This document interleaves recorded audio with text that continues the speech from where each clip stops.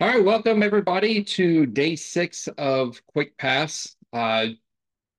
We have already, so far we've gone over all the data types that you're going to learn and all the data collections that you're going to learn. Yesterday, we went over the Python unordered collections, so sets and dictionaries. Before that, we talked about ordered collections like lists and tuples. And then last week we went over the new data, like all the different native data types, like strings and integers and booleans. And so now we're going to start going into how do we take this data and do stuff with it the right way, the Python way. And the lesson today is going to be over looping, which I'm sure you've seen a loop before in some sort of code snippet. They're an integral part of any coding language. And we're going to dive into Python loops and really learn how to loop over these different data structures that we just learned about so we can do really cool things and not have to write a lot of code. Um, Before we begin the lesson, though, does anybody have any questions on any of the stuff that we've learned so far? Any of the exercises? This lesson will be a little bit longer because we're going to dive into detail with these loops, but I'm sure we're able to go over at least a couple questions before we start the lesson.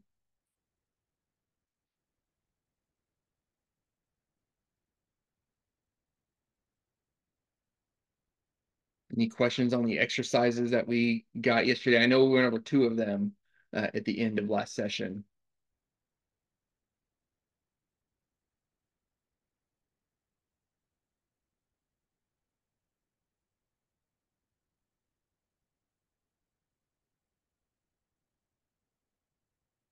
Okay, well, I think that means no questions. So we can roll right into the lesson. Let me share my screen.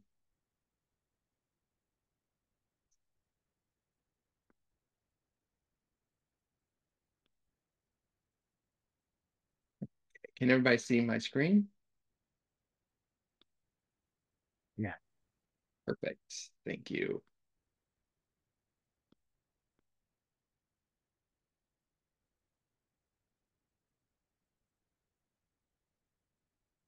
All right, so today we're going to go over loops and then data manipulation as well.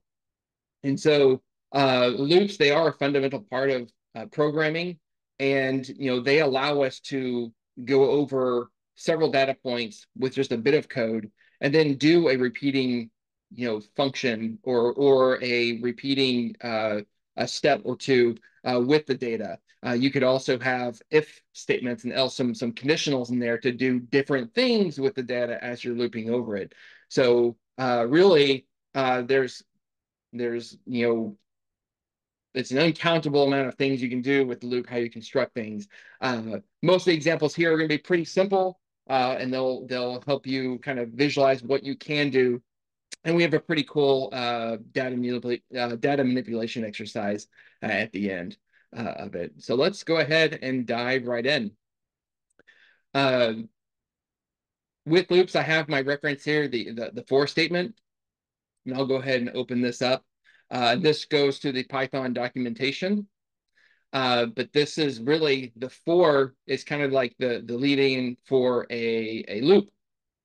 So that's the keyword that will determine that you have a loop and you're going to iterate over a data collection. This will also go into detail on the different ways you can do a loop, whether you can use a for item in collection or using enumerate or using the range method. And we're going to go over all those in this lesson. So when we think about the power of computation and what computers can do, we know that computers, they're getting smarter, obviously. It's not really a single computer, but, with like, large language models, they're pretty smart. They can pass the bar exam and they can code with the best of us. Um, but they really aren't smart. They still just do what we tell them to do. They don't think for themselves.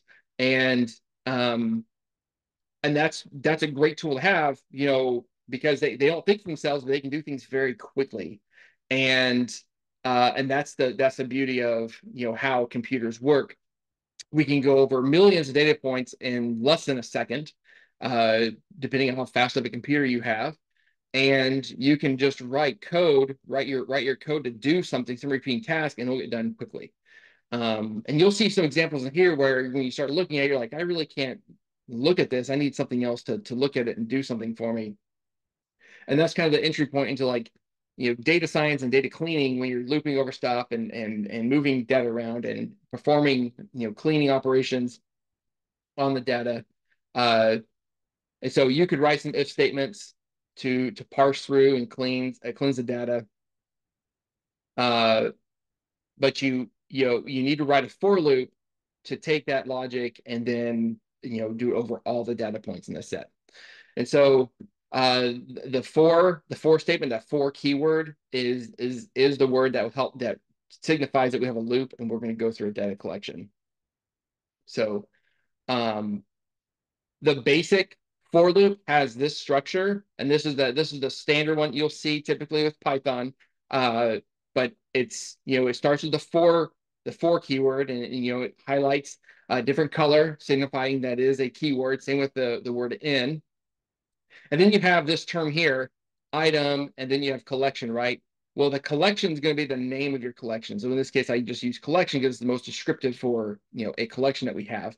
And then item is a single item in that collection. This can be anything. This is called a temporary variable, and that can be anything. You can name it anything too when you're writing a for loop. So because what it's doing is it's grabbing each item in the list and then assigning it to this value. So inside the for loop, you can manipulate it.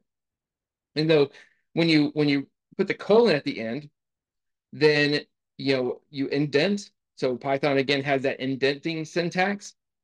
This is where you'll do something, whether it's a function that you've defined somewhere else, or it's just a bunch of if-else statements. If you're just doing that, that's where you write all of your, the meat of the for loop, and that's what it's going to do. And so again, remember the item is a temporary variable and it changes every time this loop iterates. So if you have a collection of 5 items, every time it iterates, item will change to the next one. And so here's an example of a for loop. So for I in X, or for element in iterable, or for item in collection. Here's one that has a few URLs, right? So it's a list of 6 URLs. And we have a for loop written out here with some conditional logic. And so all the conditional logic we learned at the end of last week, now we can see it kind of placed inside of a for loop, which we've already seen before too. I've already given some examples of that, but we have that here. And we're saying for URL and URLs, which this is a pretty good name. It doesn't have to be URL. It could be anything you want. But when you're writing code, you want to make sure you name variables to be descriptive of what they're holding. And so during this loop's iteration, URL is a very is a perfect name because it's going to grab one of these strings right here and assign that to URL every time this iterates. So the first time this loop runs, URL equals www.nike.com. The next time it runs, it's reddit.com. The next one is cnn.com, and so on and so forth. And so it's going to run through. And every time it iterates, it's going to grab nike.com and then start looking at this logic. In this case, I'm just doing some quick, categorizing of these sites with this loop. So if I run this loop, I'm just labeling them and printing them out. And so if here I'm saying if Apple in URL or Dell in URL, then it's going to be a computer site. And then if you see here on these iterations, it labels computer site and puts the URL. And I use the F string to kind of put different categories.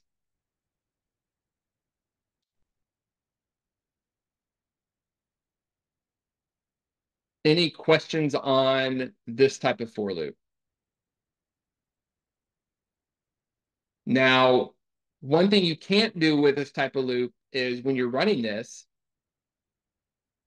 Oh, sorry. Repeat what, Gary? I'm sorry. I just asked a question if anybody had any questions. Did you have a question on anything else?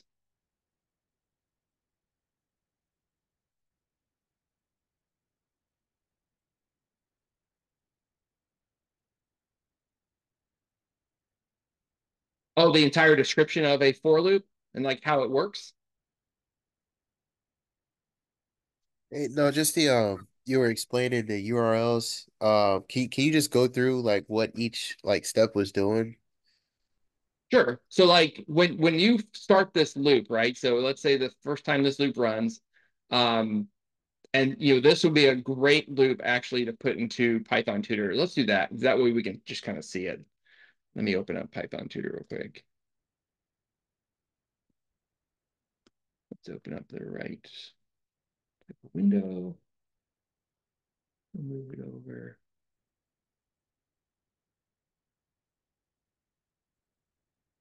Tutor. Okay. And so here I put the code in here and I can visualize the execution. Okay. And so, of course, every script starts from the top and it's going to work its way down. And in this case, we have URLs. And so that's going to be saved in the global frame here. We have URLs and we have all of them in this list. So this is a list of URLs. And then I'm going to start a for loop. And so when I start the for loop, now URL equals Nike.com. So this is the temporary variable for when the loop runs. And inside of the loop, URL equals Nike.com. And then I'm run through and it's going to look and see if there's anything, if it matches any of these else or if or else if statements, and then go to the else if it doesn't match those the first two. In this case, it's going to be an other site. So now it's other site, and then it's Nike.com. Now we're going to the second iteration of this loop. So we went back up to line 3 because we're going to go all the way to the end of this iterable list. Now it looks at reddit.com, and then Reddit's in there, so it's going to say, oh, that's a social media site, and then keep going. And it's going to keep doing that until it reaches the end of the iterable. In this case, when you do this, Python automatically gets how long the iterable is and will know where to stop. You don't have to think about how long it is. So it can be any length list and it'll just keep running. And then it just prints out what type of category it is. So that's what we're doing in this logic here. And then at the end, it finishes. And then we have our printed output here.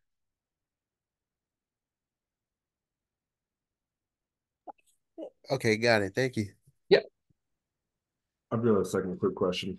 sure. You mentioned it, and I tried to Google it a little bit, but I was a little too dense. Could you please just quickly explain the F string again, or the formatted string literal? Oh, sure. So yeah, the F string is nothing more than a string that you can just inject a Okay. variable into, and it will automatically cast it to the string type. So if I had another string, and let me actually do it.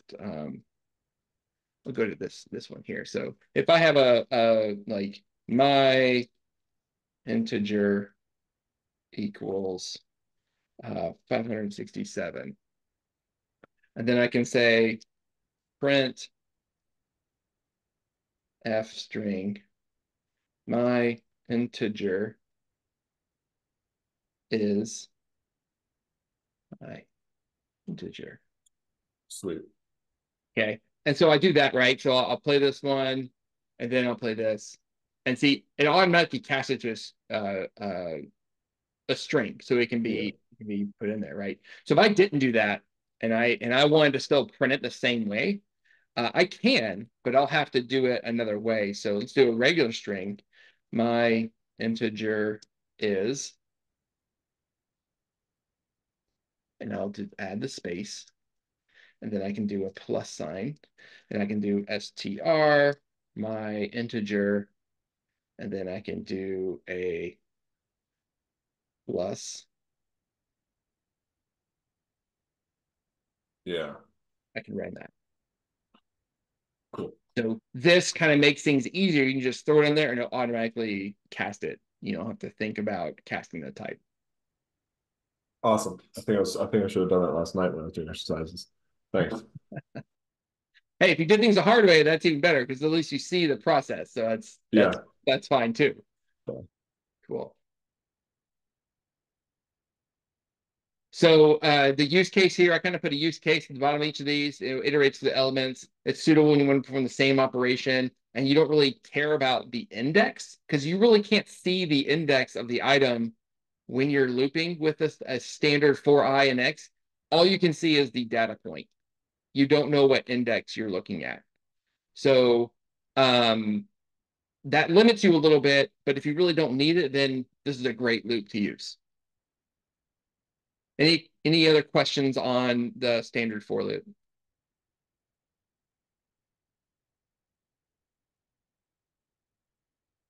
Okay, let's move on. The next one is using the range method. So the Python range method allows you to customize a loop. And you can use the range method to loop over an iterable that it creates. So you don't even have to have a data like a list to iterate over. You can use it to just create, new lists if you want to.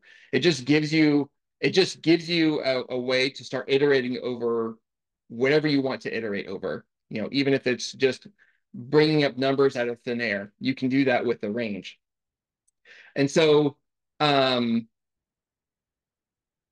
so just like we have with like slicing, this kind of gives you a start, stop, and a step. And the only mandatory argument is the stop.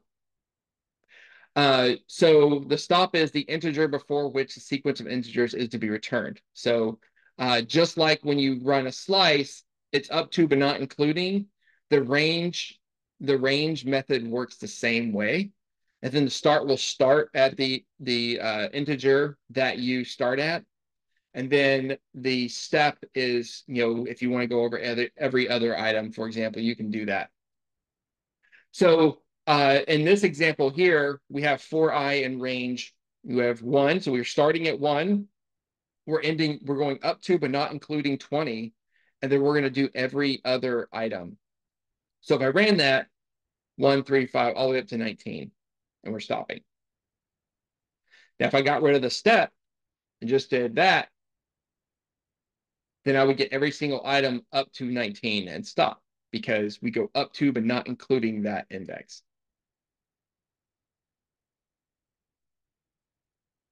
We can go here and, if you want, so for I in range, and let's just do 1,000,000.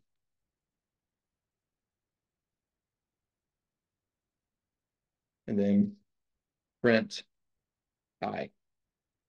I can run that and it'll just go on down all the way to 1,000,000. And I can look at every single one. And see, the stop is the only mandatory one. And you can use range to go over, you can loop over an iterable like a list or something else with the range. And it's just totally allowed. So if I have a list, let's say, well, let's actually use this range to make a list. So for a range 1,000,000, we can make an empty list here. So my num list equals a list for an I in range 1,000,000.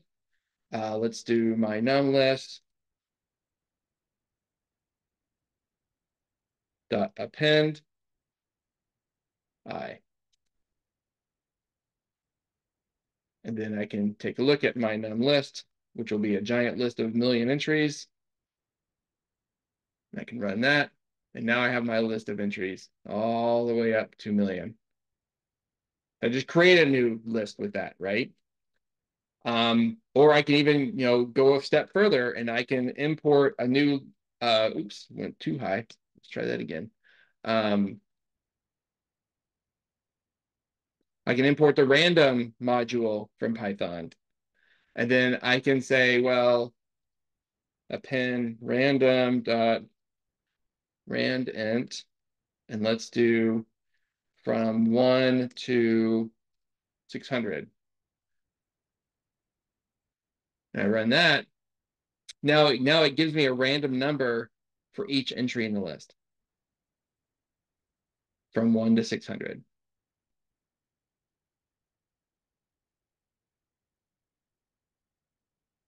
And then I can take that a step further and say, for item in my num list, if item equals 354, print 354. Let's try not hitting shift when we do that. 354.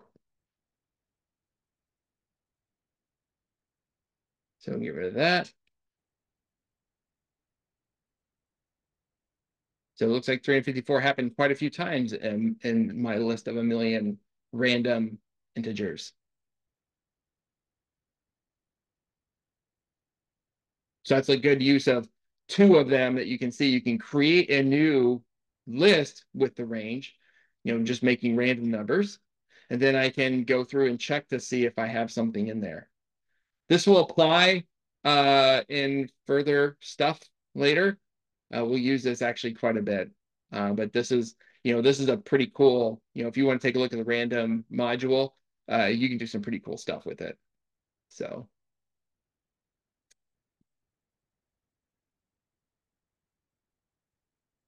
So the for I in range, it's really used when you need to iterate a specific number of times, or you need to access the index.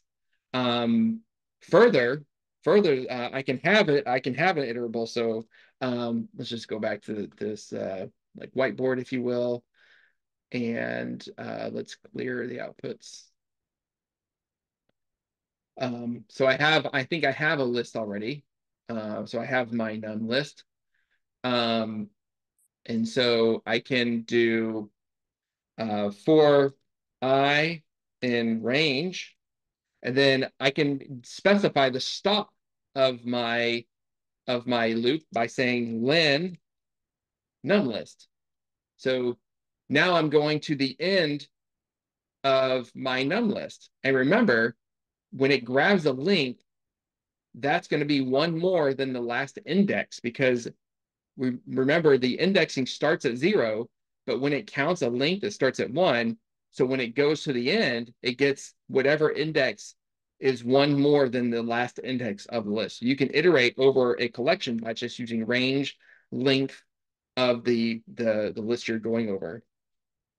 Let's see, if item equals 354, print 354. And I can run that.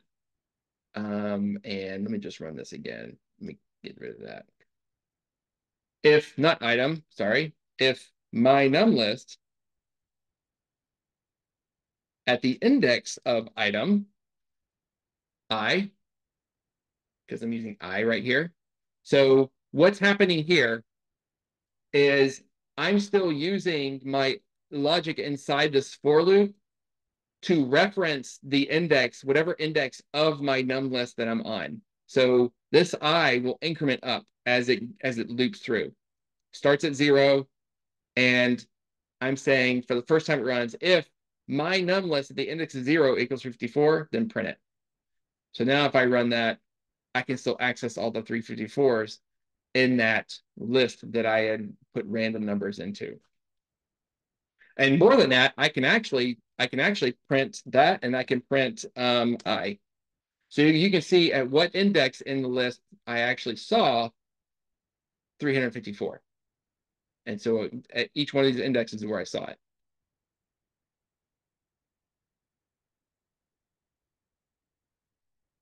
That was a lot probably to unpack, but you'll have plenty of time to practice this. But this is a way to just make an iterable, even without a collection to loop over, but you can also use it to loop over a collection and then grab an index.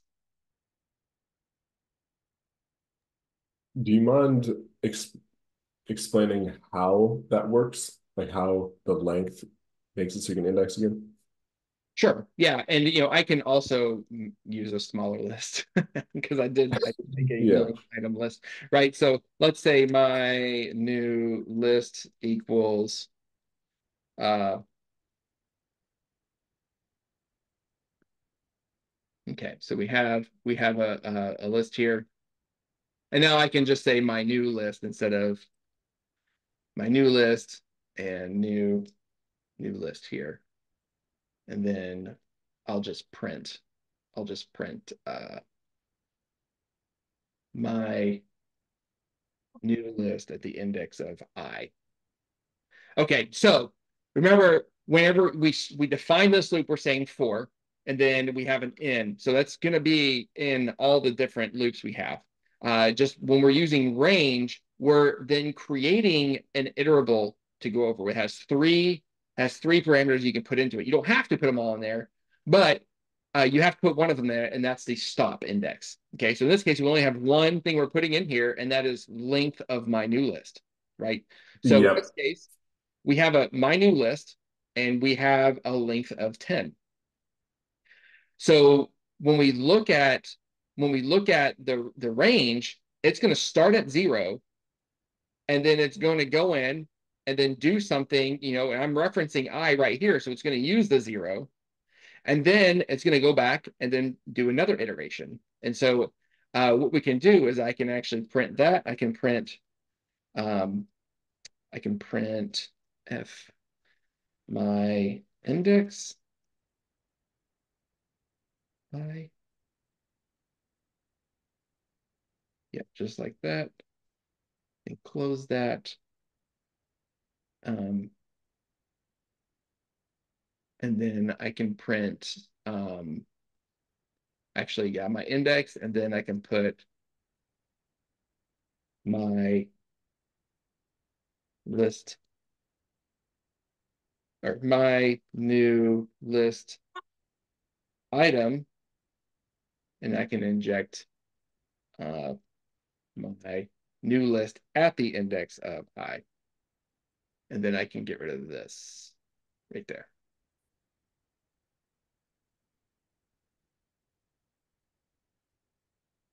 Okay, and so here we have my index is 0, and my new list item is 1. My index is 1, and my new list item is 3, because Yeah. every time this iterates, this is the index, and then it's using that index to grab the item from my new list. Cool. Thank you. Yeah, you're welcome.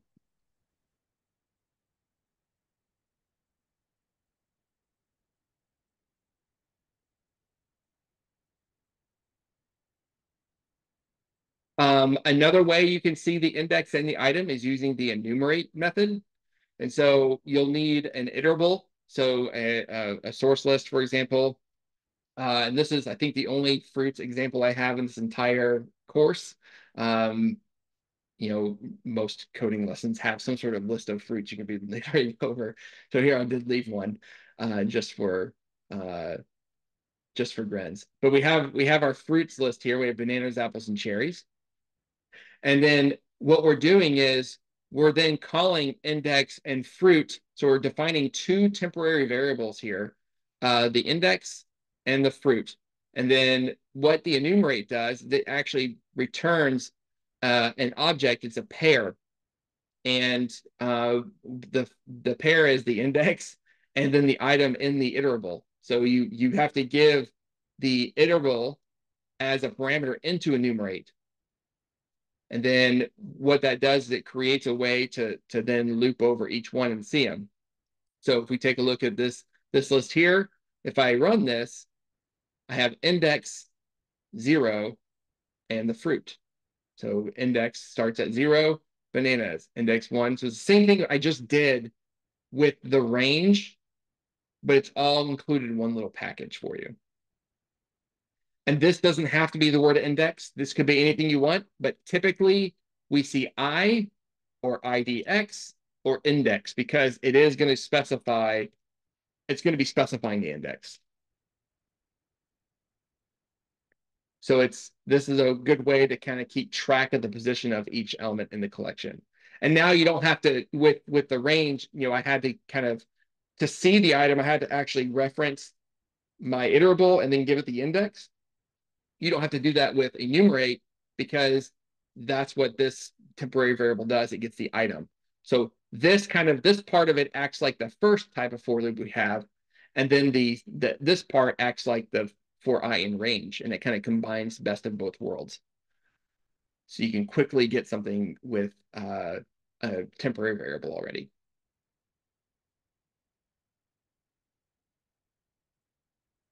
Any questions on those three loops so far?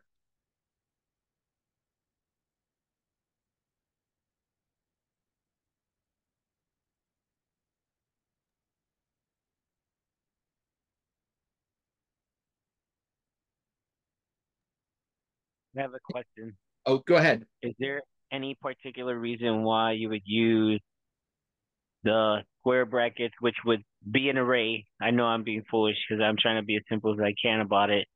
Or using like a dictionary when you're talking about items, because can you put numbers in the array or in the dictionary and still get what you like, still manipulate characters or make changes?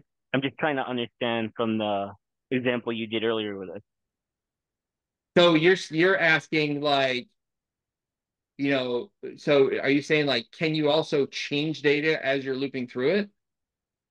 No, so you see how you have fruits right now, and fruit, can you make that a dictionary and still do the same thing we did underneath it? Um, yes. We're gonna go over looping dictionaries right here. Oh, okay. Yeah, Okay. that's next. Yep. My apologies. Oh I no, do it's see no it. big deal. It I'm was glad you're thinking of confusing, that's that. I all. mean, it means it's a perfect place in the lesson. Since you're already asking a question, I'm going to leave this right here. That's a good spot for it. So, yeah. So the next collection, this is an unordered collection, right? So if you remember from the lesson yesterday, uh, we learned how dictionaries, they really aren't in order. Like this has no order in Python memory. So um, when you're iterate, you can't just iterate over this as it is. Python has to do something first before you can start iterating over it, and that's what the dot items does. So we learned three methods. We learned other ones as well, but the three dictionary methods we learned were the keys, the values, and items. And when you're looping over a dictionary, you can just loop over a dictionary, and Python will default just loop over the keys, but will not give you the values that are associated with those keys. You could just loop over the values if it's all you care about, but you can also loop over the items, which will give you both the key and the value that you can do something with. And so in this simple example here, three we have three people in this dictionary with their phone numbers. And we're going to kind of do the same thing we did with enumerate here. We have two variables, and we're going to do the same thing. And this actually is not typically how you see it in Python. I'll show you here in a minute what it actually is. But in this case, it's pretty descriptive and it will fit the loop. So we're saying for name and number in phones.items. Phones, again, is a dictionary. So we defined it right here in line 1. And we're saying phones.items. I want to print, and I'm using an F string to inject the key and then the value. And so if I run this, then I get these statements here. Francisco's phone number is 55555. Alex's phone number is 22222, and Allison's phone number is 1111. So again, this is the key and this is the value. The items method turns this dictionary into an iterable, like a list-like collection of tuples that and then you just iterate over. Typically, you see it, and I'm going to copy this over. Let's see. Typically, you see it as K, comma V. Anybody guess what those are for? key and value. Key and value. Yep. So in the wild, if you start digging around GitHub at open source code bases, and because you're just curious about how people really code, you'll find loops over dictionaries. You'll see it typically like this. So K for K comma V in phones.items. This is one of the only cases I'm using I is where single letters are used as variables. But this is an acceptable case because you're kind of being descriptive of what type of data type you're looping over. And so it's common to see this, or sometimes you'll see key and value written out. But in this case, I kept it name and number just for the purposes of this exercise. So just keep that in mind when you're writing it and you're doing some loops of your own. Try and use K comma V because that's the typical syntax we use.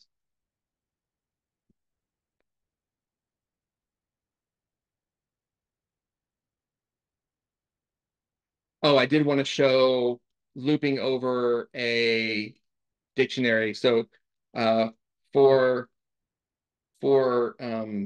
let's say entry in phones. So if I just ran a straight for loop on this and I print entry, let's see if we can spell correctly and also put our parentheses in. So like that. If I were to run that, Python defaults to just giving you the keys. And that's exactly what it did. It gave me Francisco, Alex, and Allison. And then if I want to see the values, I would have to pass it that to get the values. And then for items, you have to give two entries. If I try it this way, it'll give me an error. Oh, it didn't give me an error. It just gave me the entire tuple. So for entry, then it assigned the entire tuple as entry. So you can do it that way as well. But you have to use the dot items to get it. So to even break that up further to get to the native, so right now you'd have to like dive into this tuple before you kind of do stuff with it. Typically we do K comma V. And then here, K comma V. There we go. So now we just access the string. We don't have the tuple surrounding it.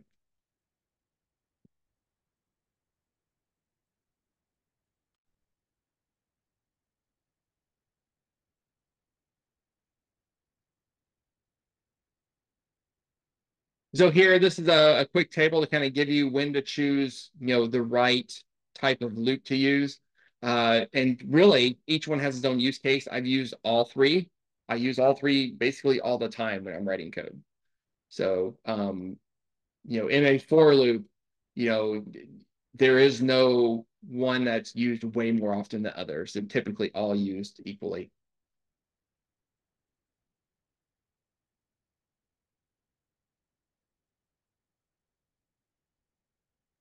Any questions so far?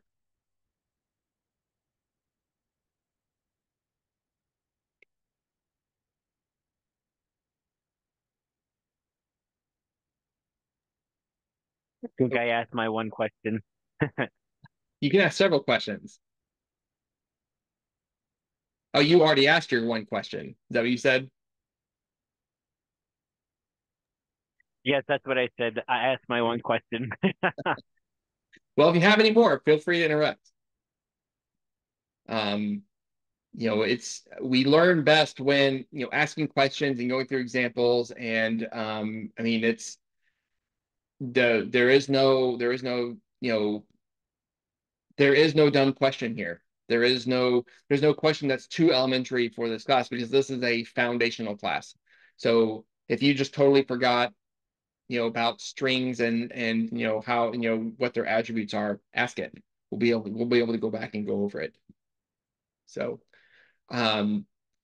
let's then take a look at another type of loop that we have. And this one is the while loop. And so the while loop just repeatedly, so now we don't give it an end, we just give it a condition to evaluate every time it runs. And then as long as that condition evaluates to true, it'll just keep running. And that's great because, if we have something that we don't know how long it is, uh, or it's, we're waiting for something to happen, like another trigger before it stops, you can just keep running this while loop. And sometimes it's the best solution.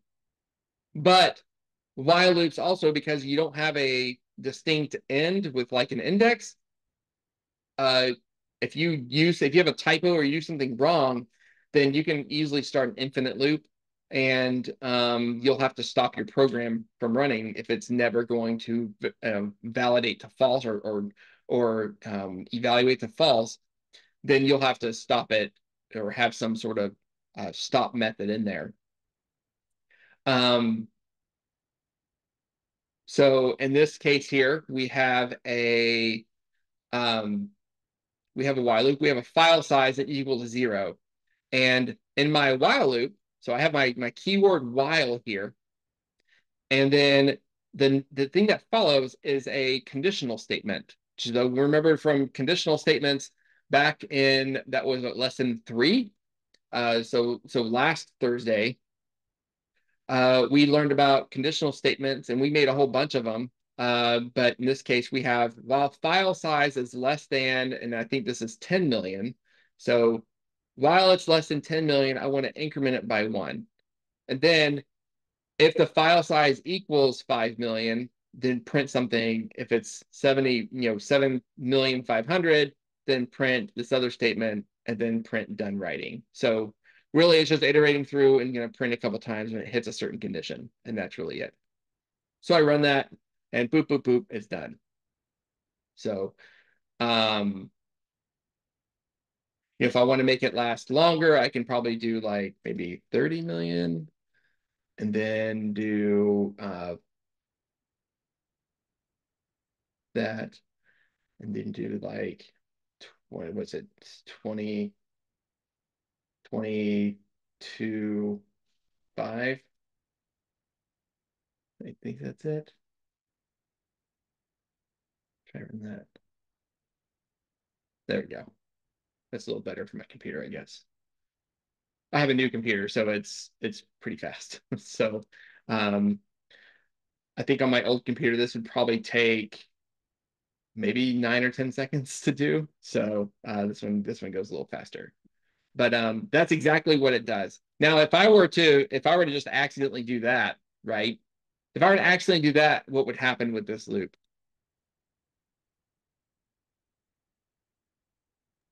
Just wouldn't end. It wouldn't end, or would it even start? Or I guess. It would just immediately go to Yeah. done writing, because I'm saying while Yeah. file size is greater than, this is 30 million. Yeah, 30 million. Yeah. Then go into the loop. Well, it's not, so it's done. It evaluates to false, right? But if I were to keep it like this, and then just have a typo and decrement it, now it's stuck in infinite loop because it's going down. It's never going to reach these. So it's going to stay in the loop and just keep counting down. And so in this case, the only way to stop it is to either interrupt, do it that way, or you don't have to restart your kernel. You can just interrupt it and keep going. But it'll give you a keyboard interrupt error. But that's exactly what I wanted to do. So remember, just this always has to evaluate to true when you're running these while loops.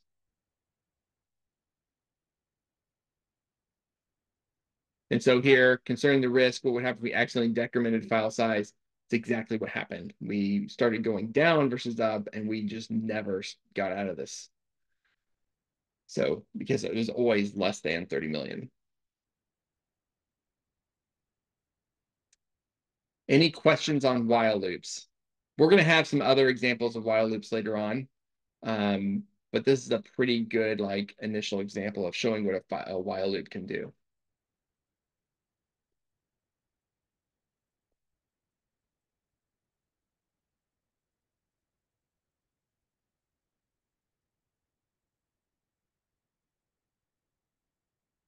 Okay, well, let's move into break and continue. And here I have a quick link to a site showing the break statement, so you can kind of read up on, just a bit of supplemental stuff, the same stuff we're going to be talking about here.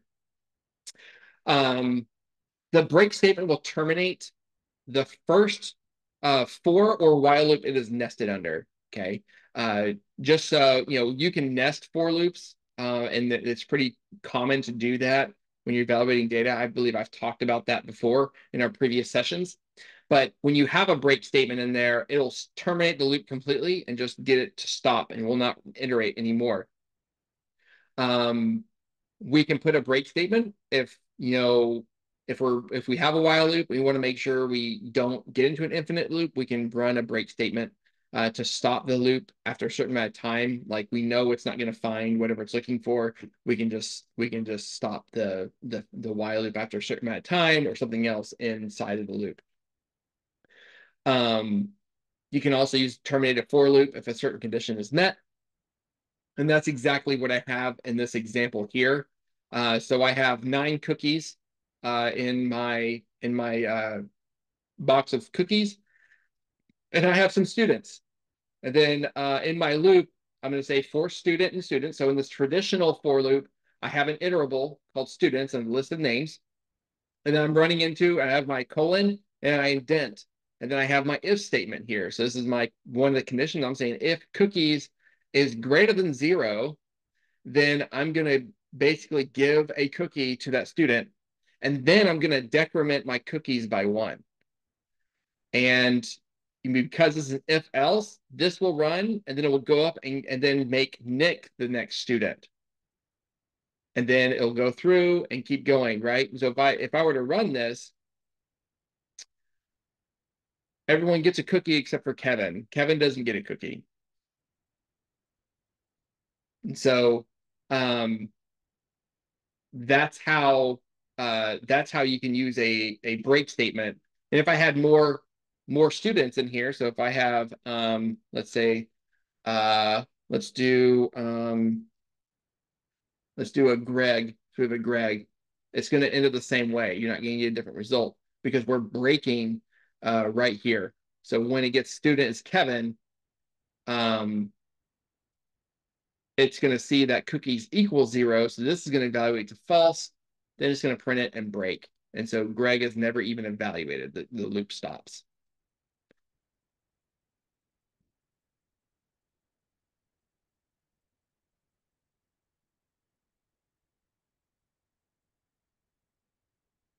Conversely, we have the continue statement. And so that is used to skip items, to move a loop on if you don't need to do an action with one iteration. You can use continue in a when a certain condition is met. So here we have all of our IDs and we have just these random numbers, right? And in my loop, I'm saying for I, it really should be like ID, right? So for ID in all IDs, I'm saying if ID at the index of 0 is so what I'm doing here is I'm saying if I'm grabbing ID, and so this is ID, and I'm saying ID at the index of 0, so this first digit, this string, right? It's a string representation of a digit. If it equals this, then continue. So it's going to reach this logic, and then I'm going to hit continue. I'm just going to move on. I will stop doing any action in this iteration and move on. If I don't reach this, so if this evaluates the false right here, so in this case, here and here and here, then I want to print the ID. And that's exactly what happens here. I don't include these because they start with a 9 and I'm just continuing. So I'm reaching logic that never gets to the print statement.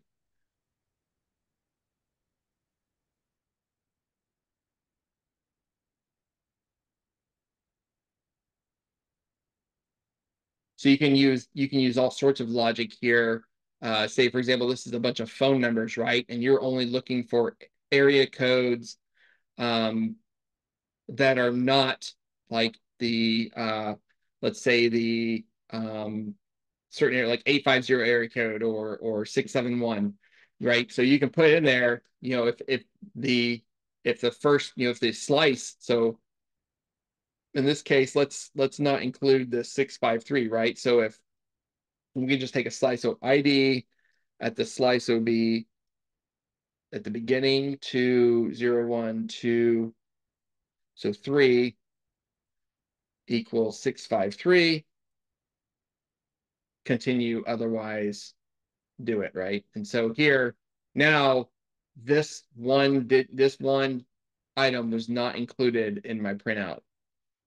So every other number was printed out, but this one was not because it started with 653. You can do it that way, or you can do if 653 in ID. So in this case, it would look for 653 at any portion of it, right?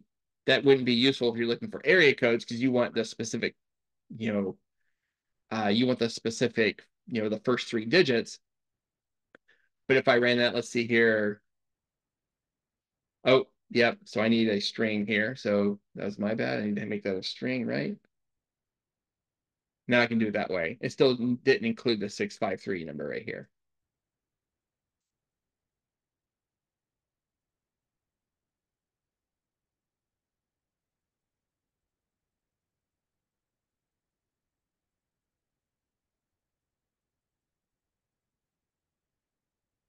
Any questions on break or continue?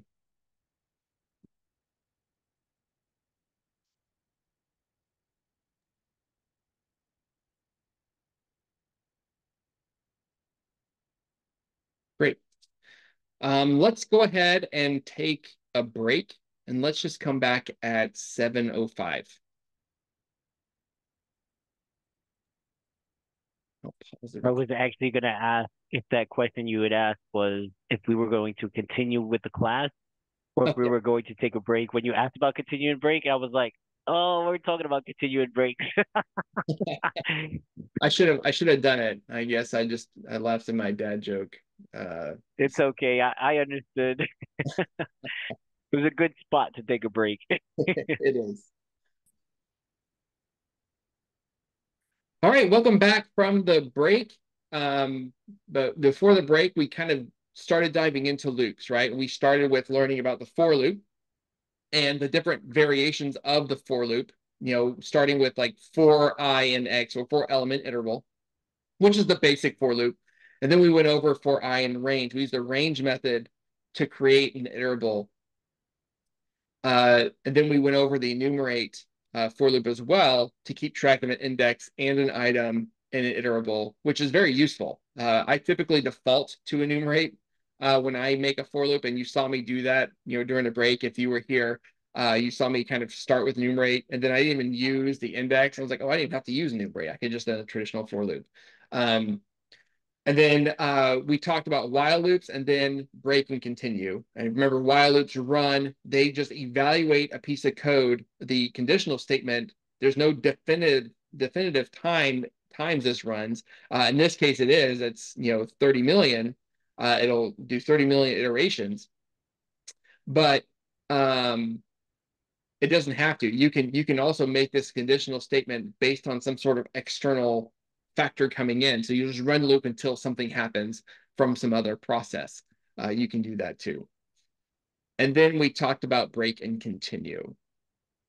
Give me 1 second. I will be right back. I'll be pause this for a minute.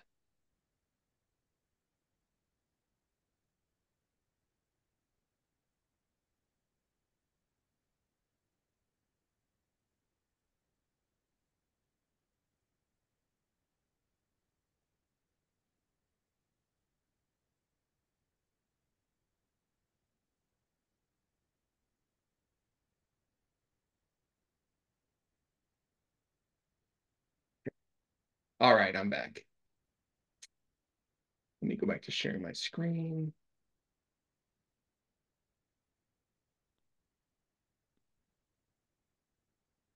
Okay, sorry about that. Okay, so we talked about the break and continue. And then we went on break. And so now we're going to go over looping different data structures and using the different types of loops to do so. And we got a quick taste of that when I introduced the loops. But we can loop over strings. So because strings are a form of it's a collection of characters, we can loop through them using just the normal for x and iterable loop. So we have a text here, and I say for character in text, I can print my character, and I run that, and I get a separate printout for everything. During the break, we actually solved a exclamation points exercise, and I showed how you can use a loop to not include the exclamation point. So you can put like a conditional statement here to do some other action inside of it instead of just printing. So we can do other stuff as well. When we think about loops, we typically think about lists and how we're going to loop over them. So and this is kind of where you're introduced to loops and the format of them. We typically use a list to show how you can iterate over each item in a list. But strings they behave like lists, except for, of course, they're immutable. So you have to completely redefine them if you want to change them. You can use loops to change things in a list when you're using a for loop. You just got to be careful that you don't remove items during a for loop while it's running, because then you will run into some indexing issues. So you got to be careful with that. But in this case here, I just have my auto brands. I want to print it. I can print out all of my auto brands. So let's actually see what happens if we do remove something. So if we have for brand auto brands, if brand, let's say equals Chevrolet.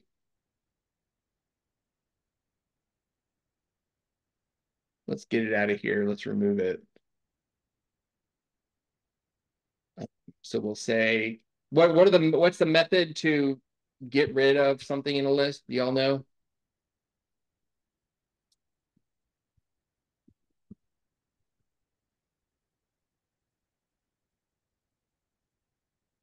Which method we use. Remember, you can use, as you're typing, in a Jupyter notebook or most IDEs now, when you write the dot, so if you have your dot for your method, right, you'll see an option list come up. And so these are all the different list methods we have. Which one do we want to use to get rid of Chevrolet? That would be pop, correct? Pop. So you're going to try pop, and we can say brand here. I think that's it. And then let's see what happens. Nope. So it says string object, so it doesn't work because I think with pop you have to do a certain index, right? So let's just do Chevrolet. Let's try it that way. Okay, and it says, oh, never mind, we can't do it that way. What was I thinking? Let's do, so we can't use pop. Let's try and do something different. Dot, maybe try remove.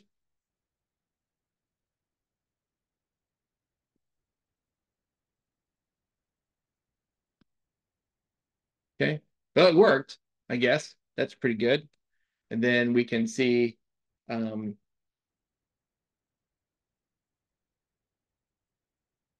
that again. So it did remove it, and it did not mess with the loop. So that's good. Using a loop with indexes, then you can mess up your indexing. So for I in range, then it gets me all the time. I always think I'm going to do something the right way, and it proves me wrong. So now we can say pop, and then I can say I.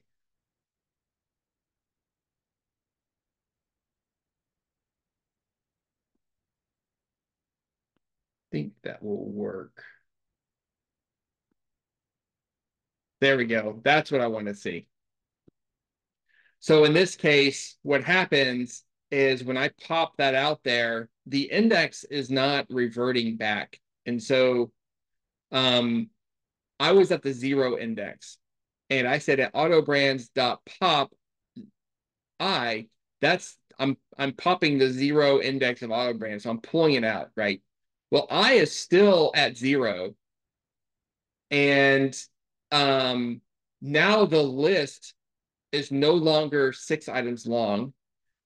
It's only 5 items long, but the length has been saved as still being 6 items long. So on the last iteration, it's going to go look for that that last index and realize it's no longer there at the end of the loop. And it's just going to give you the list index at a range. And so it'll give you an error. The same thing as trying to access an index of a list that isn't there when you just use the normal square brackets when you're just trying to see a data point. If you go beyond the end list, you'll get this index error. So that's what happens if you manipulate a loop or manipulate a string while the loop is running, you can run into that issue. So you just got to be careful when you pull something out. For tuples, you can use loops to iterate just like you can with a list. So in this case, I have a coordinate pair and then 4 coordinate and coordinates. This is a pretty good name for that. You have a coordinate, a single coordinate, and a tuple of coordinates. Print your coordinate 3 and 4.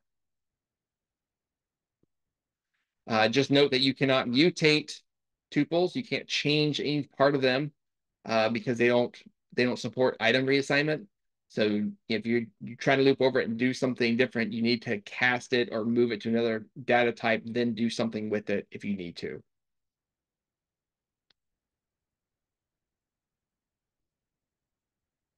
Dictionaries, we kind of went over this with the dot items already, but dictionaries are iterable because when you loop over dictionaries behind the scenes, Python will automatically put it into an iterable data type behind the scenes. So you can loop through the keys, the values, or the key value pairs.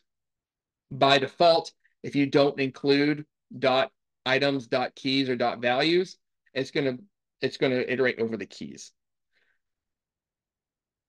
So if I try to run this this way, I can. I just have to put some special stuff in there so I can see it, right? So this is the key. We have name, and I'm making it uppercase. And this is the value, and we have Alice. Okay. And if you look how I'm just looping over the dictionary without putting one of those special methods in there, but I can still access the key and the value. I just have to do it a certain way, right? Key is going to be the key of whatever I'm iterating over. So when this first runs, it's going to see name and Alice. It's going to grab name as the key. But then when I go to the value, I can just call the person dictionary at the index of key to grab the value because I use a key to get a value. And so that's how I can get Alice right there by using person at the key of key, which is this key, which will be named the first time it loops over. The next time it loops over, or next iteration of this loop is going to be age. So person at the key of age will be there. That's what's happened. That's why I get the 25 here. And then the next time it iterates, it's going to be person at the key of occupation. So person at the key of occupation is software engineer, and that's what that is. And then 95,000 and division R&D. So that's how you can still see the key value pairs without doing it with the items. But you can see how it makes it a lot easier when you use the dot items, because you can just say for key value and then just reference key and value. You don't have to reference it by listing out the dictionary name at the index or whatever, or the key of whatever. You just use V. V is the value. So that's how it makes it a little easier. And to see it with the print statement here, we'll do it this way.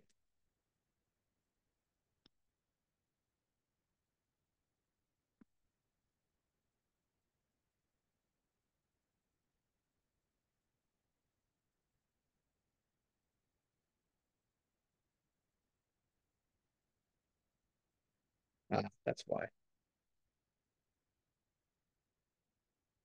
That way. Object. Where is that error? So it's seeing one of these. String B. Oh. Right there. That's what I want. There's a typo there. There we go. So it makes it a little easier to see. It makes it easier to take in, right? So I split out my data with the items, and then I can reference them in my loop as K and V. The reason I had to do it this way is because I was using the upper. If I wanted to see the value this way, I can just do it like that, and it will work. But because I'm running the upper string method on an integer, I had to cast it inside of the curly braces to a string to then see the upper. So you have to keep that in mind if you're going to be using the F strings, doing it that way. That's why I did it here. I cast to a string because I'm using the upper. I don't have to cast it to a string if I'm not doing any string methods on it. Because inside the curly braces, it's still an integer. Just for the printing of the string itself, it casts it to a string then. So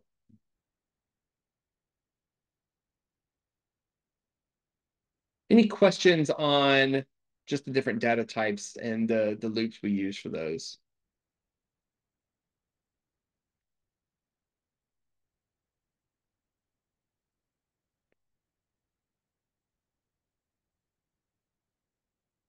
Okay. I'm going to briefly touch on nesting loops. I'm going to save a lot of this discussion for the next lesson, which is Python advanced data structures. We're going to really go into multi-dimensional data structures at that time. But I did want to kind of give you just a preview of how we nest loops and what we use nested loops for. In this case, I have a nested list here. So I have a list that has two items in it. This whole list right here has two items. It has this item and it has this item. And then inside of those items, there are three items. So inside of that the first inner list, I have 1, 2, and 3. And then the next one, I have 4, 5, and 6. So if I want to print them all out and individually, I have to use a nested loop to do that. And so what I'm going to say is, okay, well, this is kind of like data oriented in rows and columns. And so I have, 4 row in nested list. For the first row, I'm going to go in, I'm going to grab the first row. So the first time this outer loop runs, row equals a list of 1, 2, 3. And then I'm going to make another loop. I'm going to indent. I'm going to say for item in row. So I'm going to grab, this is now my iterable, and I'm doing another temporary variable called item, which makes sense because it's a single item in row. I want to print the item. And then when we watch this run, this one's going to iterate one time and it's going to give me a row. And then this one's going to have to run all the way through before this next one iterates over once. And so if I run this, then I see 1, 2, 3, 4, 5, 6. And I can go ahead and go over to Python Tutor so we can see it run there. I think that's a better way to visualize it.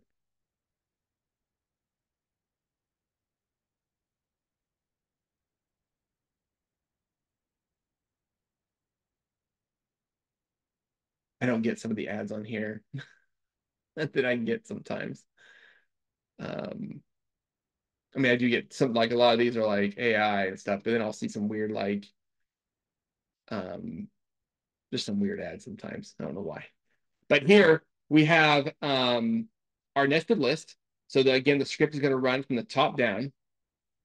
And we're going to say for row and nested list. And when we run this loop once, we have a nested list and there's 2 items. This is the first item. That's the second item. And they are lists themselves. Now I'm going to run that. And I'm going to say, okay, well, now row is equal to this. And item now is the first item in this list. And I'm going to print the item. And then it's going to go back up and then iterate this one again. So I'm not going to go back up to 3 until this one's done completely with its entire loop. So it's going to go through 2 and then 3. When it's done, it goes back up to line 3, increments over to 4, 5, 6 now as row, and then iterate row that way. So 4, 5, and 6. And that's it. The loop is done.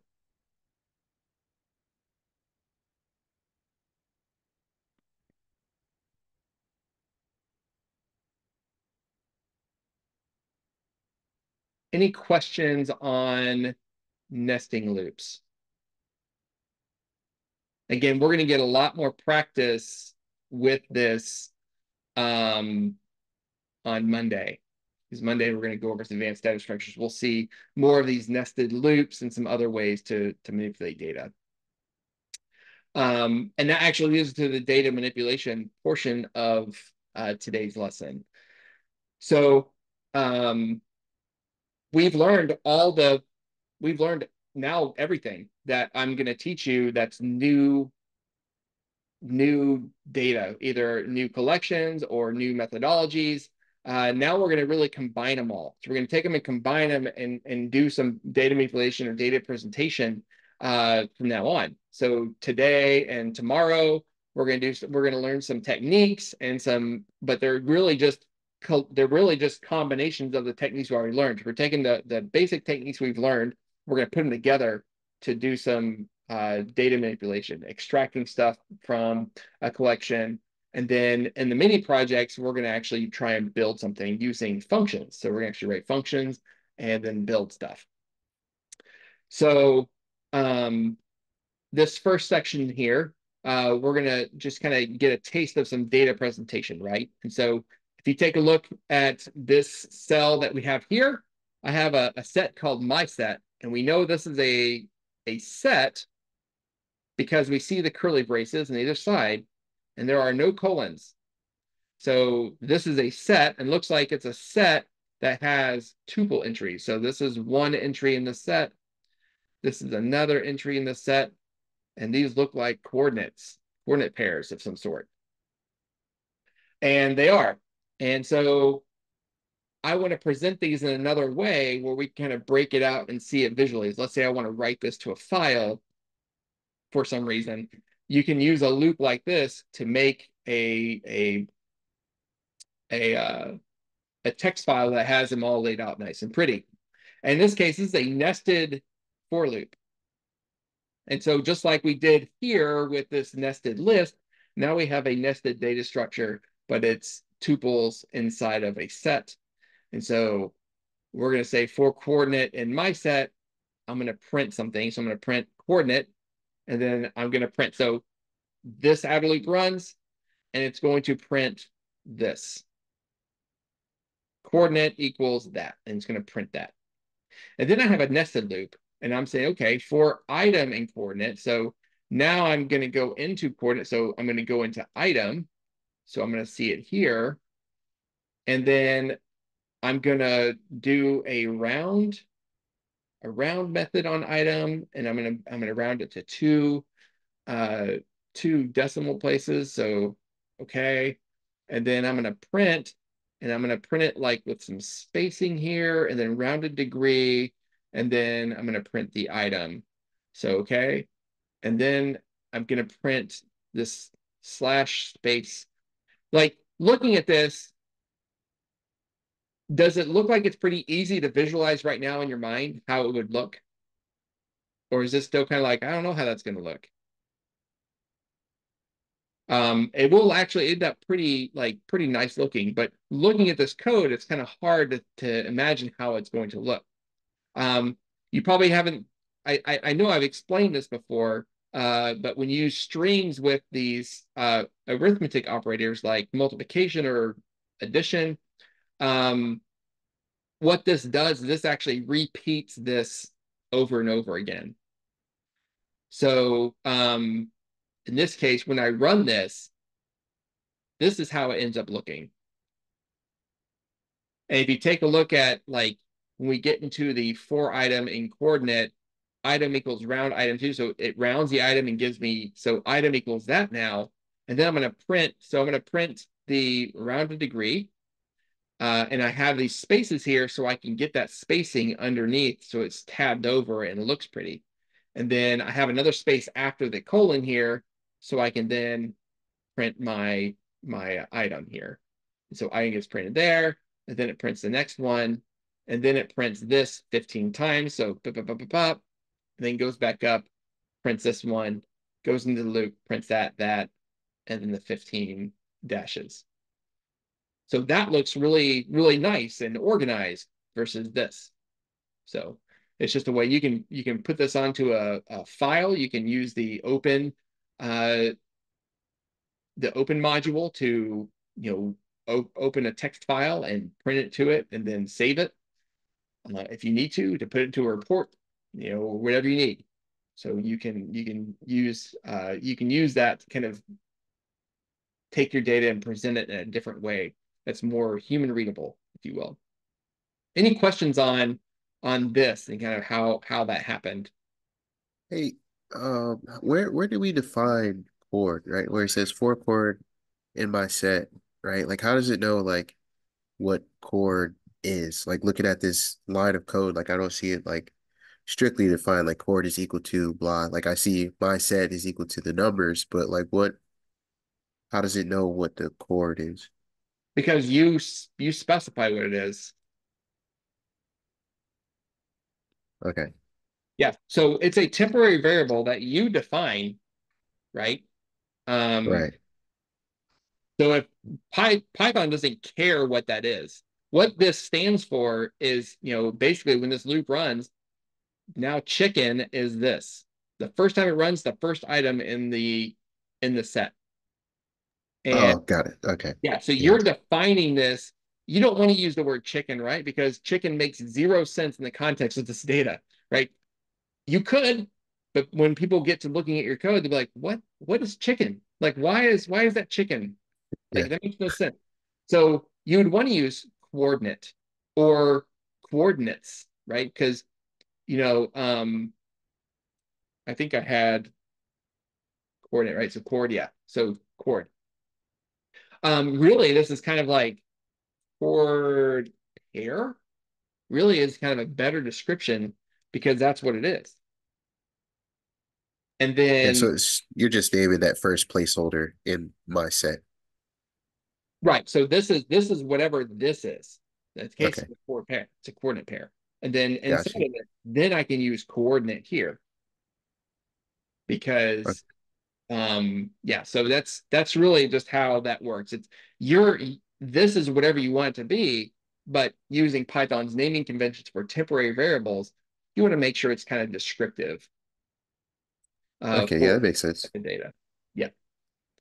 Now that's a good question. And it's something that it's really hard to wrap your mind around a little bit sometimes. Like where'd that come from? Like, why is that? Well, you defined it. Like that's the art of naming variables. You get easier, it gets easier once you start working with data and you're trying to break it down. Really it's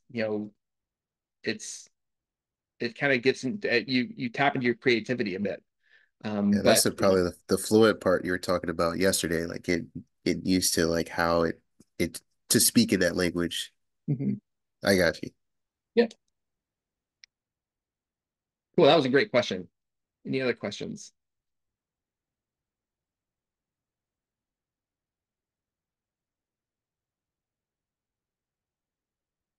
Okay. We're going to get into some a little more advanced stuff. This is a good exercise. We're going to do it together. And if if you don't want to do it together, or if you want to try it on your own, feel free. I mean, this is a great exercise. But now we're looking like, oh wow, that's a lot of data. That's and so here we're it's a few exercises that we can do together to kind of see how we can manipulate data and then clean it, because this is something you could very well do on the job. They have some data lake somewhere, and you have to go in there and use Python methods. You probably wouldn't do something with straight up Python. You would use some other library to do it, but behind the scenes, this is exactly what it's going to be doing. And so it says, given this list of coordinates, format them with a decimal point. So in this listing, latitude coordinates, which of course have a north or south at the end, have 2 digits with 4 decimal degrees, and longitude has 3 digits with 4 decimal degrees. So when you're looking at this description, you can kind of come up with ways when you just look at the data, with your eyes, you're kind of just quickly evaluating it. You can see that we have we have our S and N. So for, we know these are latitudes, and then the west and the east are longitudes. And we're looking at this, and we say, and it's saying the longitude has 3 digits, 4 decimal degrees. So we know that it's always going to be 3 digits, and we know our decimal point's going to go right there. And then we have the 4 digits after. And so the coordinates in our result should look like this. So we have 36.4256 or 120.5726 west. And then save the new coordinates in a new list and print them out. Anything else about this data that kind of stands out a bit when you're just looking at it? Some of them have spaces. Yeah, The so front. there's like some of them have weird spacing around them. And so we have to think about what we're going to do about those spaces. How can we deal with that? Because we're going to have to come up with a way to clean this data and get that decimal point in there, right? And so when we're using our problem solving methods and we're looking at this problem itself, we're like, okay, what are we going to do to tackle this the Python way? We don't want to use the other way. We don't want to manually change it. We want Python to do it and always put the decimal point in the right spot. And we want to always, make sure we have it in the right spot. So, yeah, what can we do? How can we solve that? I'm gonna make a new code block right here so we can try it out. So it's called coordinates. Let me run this so I have it in memory. So now coordinates will be in memory as coordinates. So I want to, it looks like I have a couple steps, right? I want to get the decimal point in there, but maybe there's something I have to do first before I do that.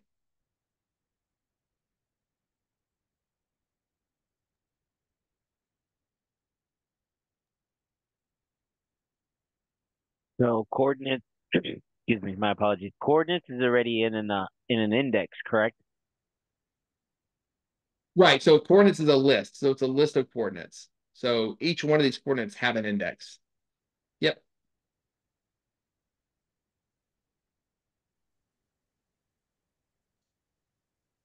I think do a loop over each item and first check the tail end of it, or check what it contains at the end for the cardinal directions. So loop And over each then, item yeah, and check the end. what characters at the end, yeah, from a Okay, check list of the end 4. of the coordinate. So check the end of the item Yeah, and look for spaces or or the cardinal directions like north, east, southwest. so okay, so look for the N, I guess look for the cardinal directions. Yeah. Oh, cardinals like your hat. Yeah, and then do something different based on each direction. That's my first guess. Okay, so do something depending on direction. Okay. Is that enough for now? So loop over each item, check the end of the item, or maybe not the end, but look for a cardinal direction string in there.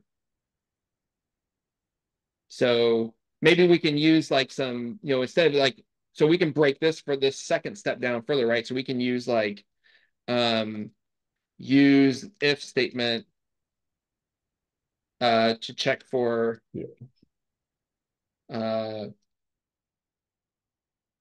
um, and then maybe do elif for w/e. Okay. Or maybe what else can we do? Maybe can we like check the length of the string? So we know like this said here, it said it's going to have 2 digits of 4 decimal degrees. So that's 6 digits. And then longitude has 7 digits because 3 plus 4. So maybe look for 6 or 7 characters in each item. Yeah, omit spaces first and then do that. Oh, so omit spaces first. Yeah.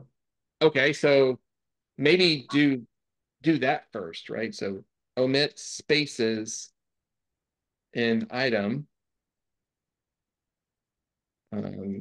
How? And then check length of item and check length of item with if statements and do our thing, right? So in this case, what's the thing we want to do? So check the length of the item with if statements. So if length is 7, what do we want to do? Make a Is it gonna new be list. 7? Or actually it won't be 7, it will be well, one of them will be 7, right? Yeah, one of them be 7, one of them be 8, because we have the letter. We can probably do either one, right? We can really check for the NS or WE or just check the length, right? Either way. We first need to omit the spaces though, if we think about it, because we need to get rid of that extra space. How would we do that? Can we loop over each item then? So do like a nested loop over it. If it's like a space, just get rid of it, or maybe do that same thing where we like split it and then join it again, maybe. Or is there another like method we could use, maybe like a string method where we don't have to loop? Gosh, let's go all the way back to our string. Is this our strings? I think this is all of our stuff, right? Yeah, these are all the string methods that we had. So we had join. Do we have did I have a table of them all? I don't know if I did. I didn't put a table. No, unfortunately. I was wondering if we could use remove, maybe? Remove. Oh, I don't know about remove. Remove, I think, is a list method, and you can't do that. You can't change strings in place. We want to do strip. Or Yeah, can you do replace? possibly do Yeah. replace, but you're replacing a space with what? Nothing? Empty string. Yeah. Maybe strip. So this actually removes leading and trailing white space from a string. So I think this is the actual example of what we have. We have some stuff here, and then it turns into that. So let's try the strip method.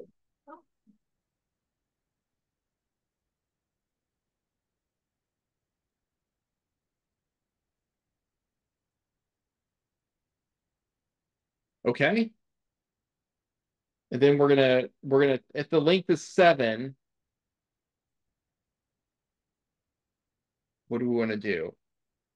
Somebody mentioned lists. I think you assign based on length to list indicating north, south, or east, west.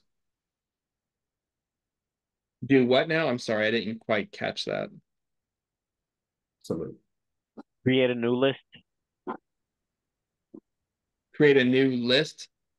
Oh, so Yeah, oh yeah, we need to have a new list in the very beginning. That's probably step one. Oops. Um,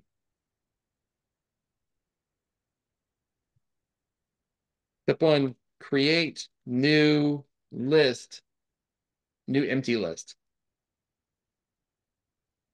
So create a new empty list, then loop over each item in coordinates.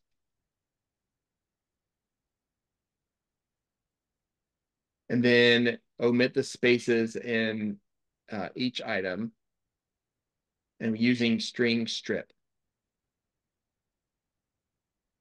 And then,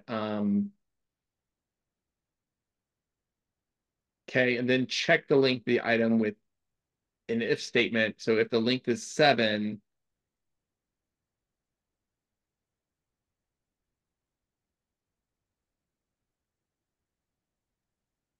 add it to.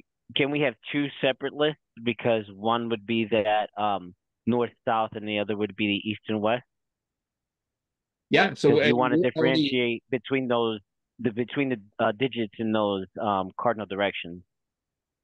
so maybe we can have a new empty list for like our final, like our bin to put our final entries in, right? But we can put a list inside of the loop and define a list there that gets replaced or gets like deleted every time it runs that we can use to hold data. So maybe create inside the loop,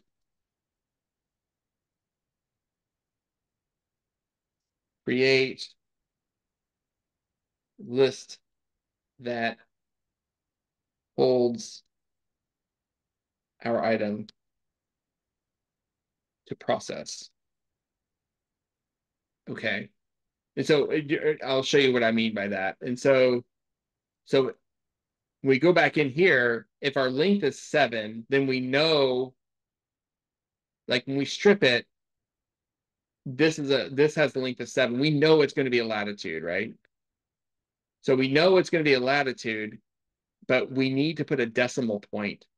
Specifically, we need to put a decimal point between the 2 and the 5 in this example. Or in this example here, we need to put it between the 2 and the 8. Because in the description, it says have 2 digits with 4 decimal degrees. So it's always going to have two digits, then the decimal degrees are after it. So we know it's going to be there. So we know what index we need to put it at. But we need to break up this string into a list.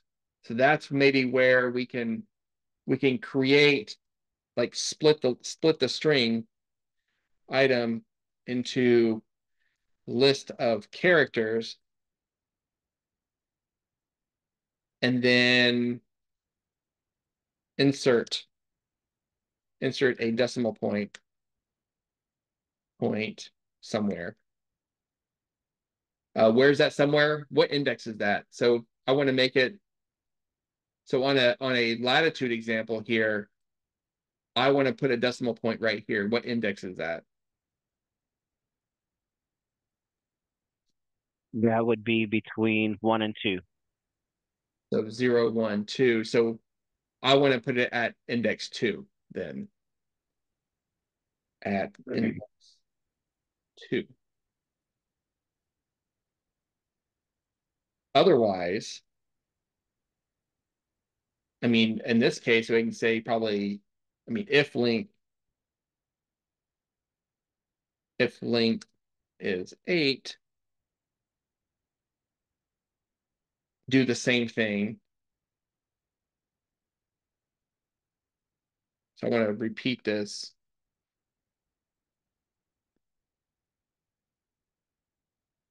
But I want to do it now for longitude. It's going to always be there. So that's 0, 1, 2. So at index 3.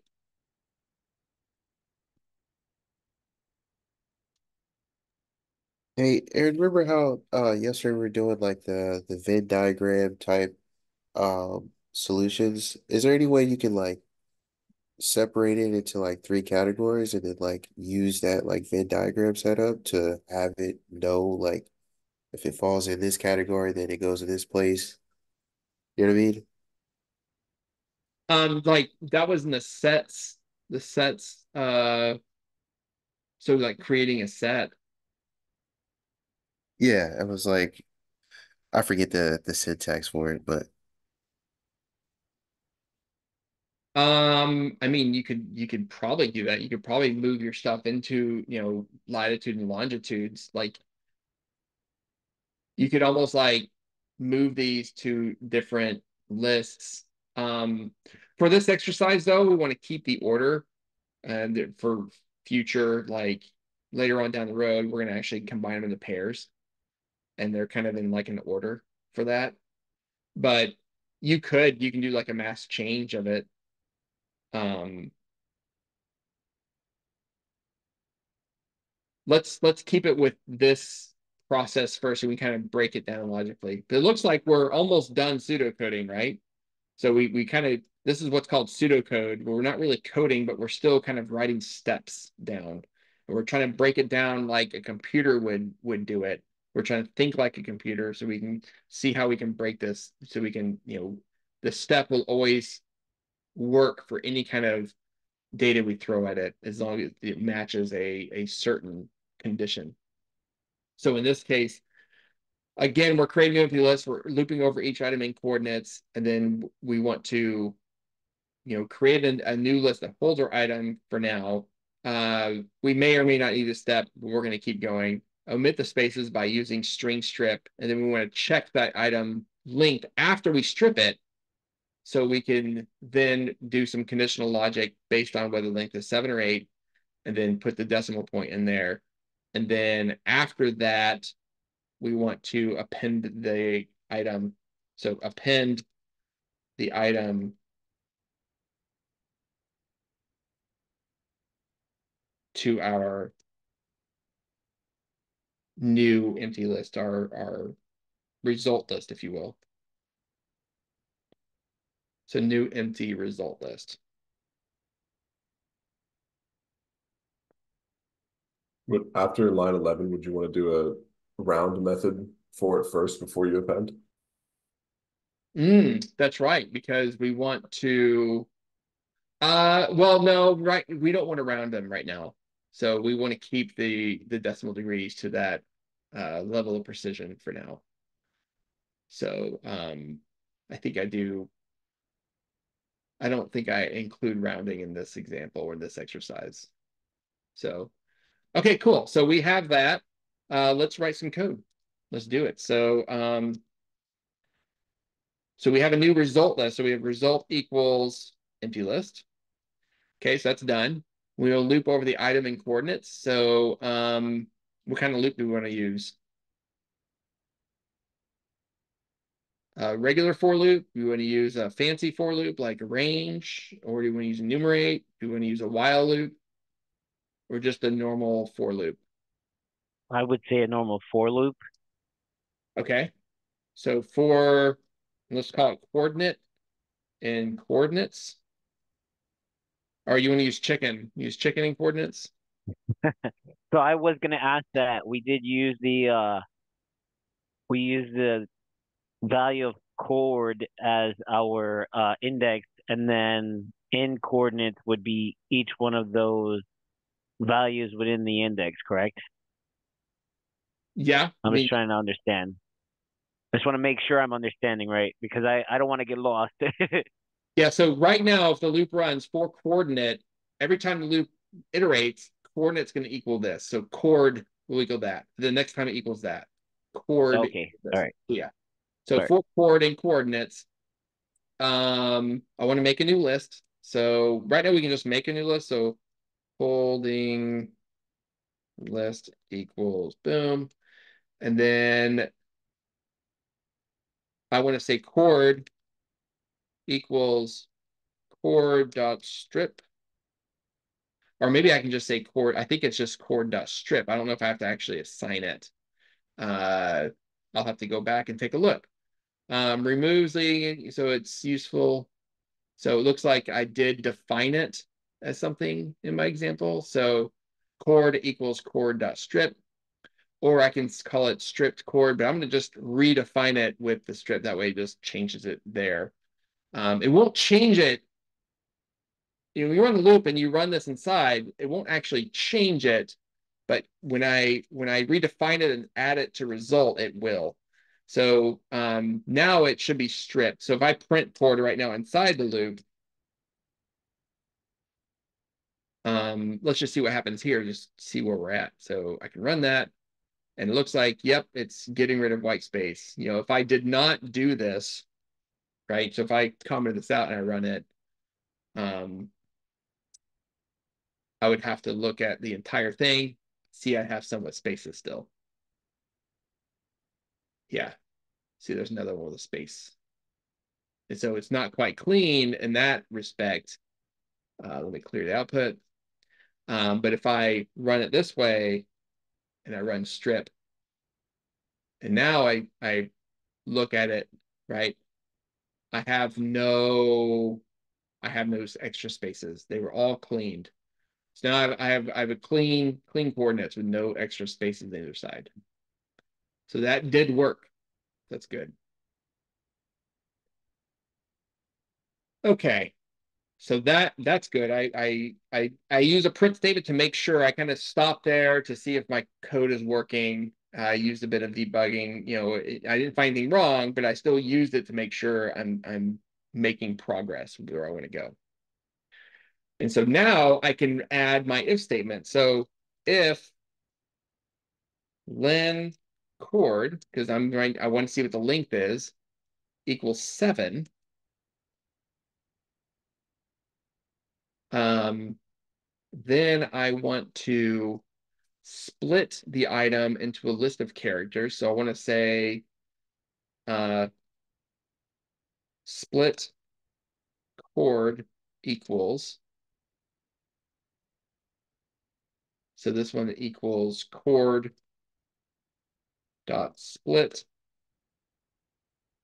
And I just want to split it into individual characters. So I don't think I have to put anything. I think I just split it. And I can always print that too and see if it works. So print split chord. I can run that real quick, see what happens. So here, oh, it didn't split it.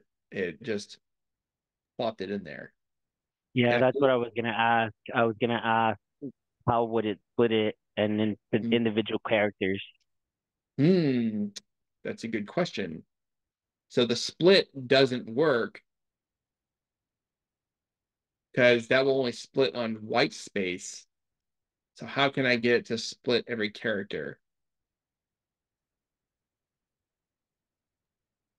And that's what I was asking about that definition or creating that as an array to take those individual characters.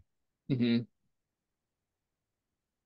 Maybe I can just iterate over it and then add it to like holding this, or make it, you know, maybe I don't need holding this at all. Maybe I just need you know, I can make split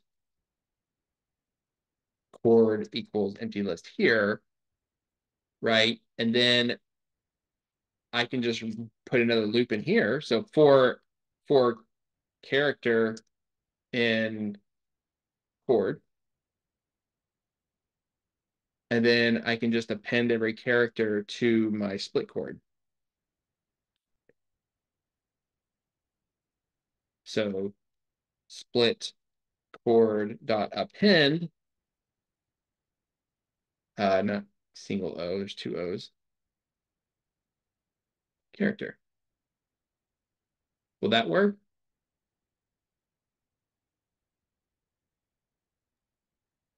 I think it would. Let's see. So let me pull this back so I'm not printing it every time. Looks like it worked. So now I have it all split up. And I'm only doing, right now I'm only doing the latitudes. See, it's only north and south because I'm saying if it's 7. So I almost don't have to do this here. I'm going to have to do it regardless. So maybe I can move this above the if statement here.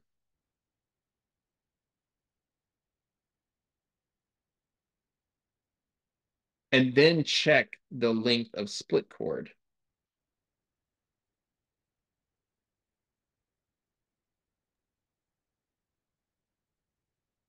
And then do my, now I want to put a decimal point right here before the 1 or before this third item.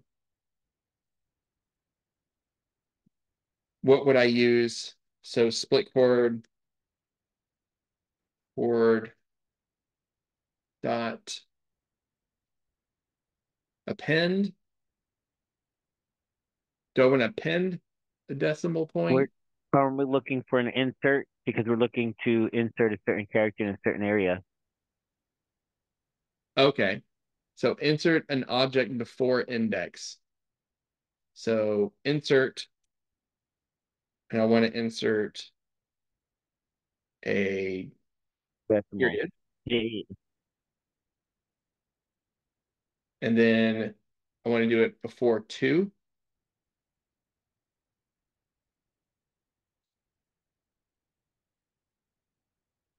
Let's see what happens. So print split chord. See what that looks like. Oh. Oh, I need to flip it, right? 2 like that. There we go. Looks like that worked. So now I have a dot there and I put it into that item.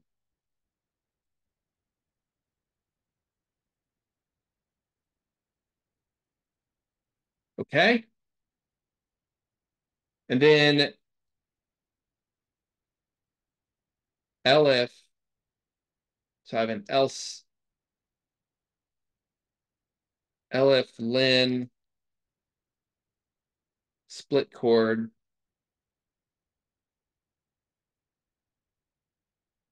8, right? Because then I'm going to be doing the other ones. And I can almost copy this down. And I want to do it at index 3.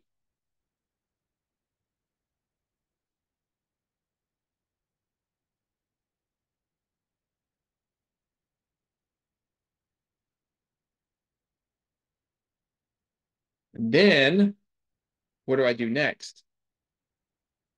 So I append the item to our result list. So I want to then do like result append.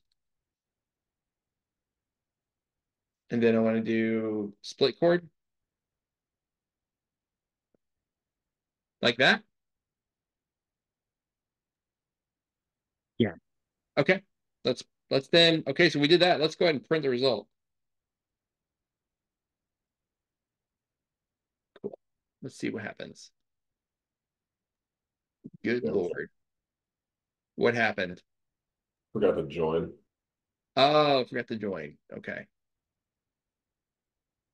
So I need to do something else before this, then. And I can do split chord, or I can do dot. The join looks weird, right? Because you gotta do it backwards. Join split chord.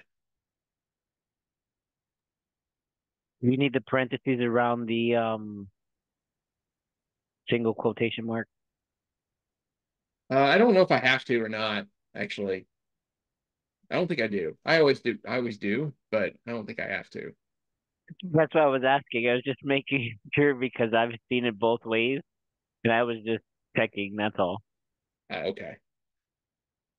So I need to find it, or I need to split chord equals dot join split chord. That way I'm actually turning it to a new variable, and then I'm appending it. Hey, Aaron, what's the purpose of that the apostrophe before join?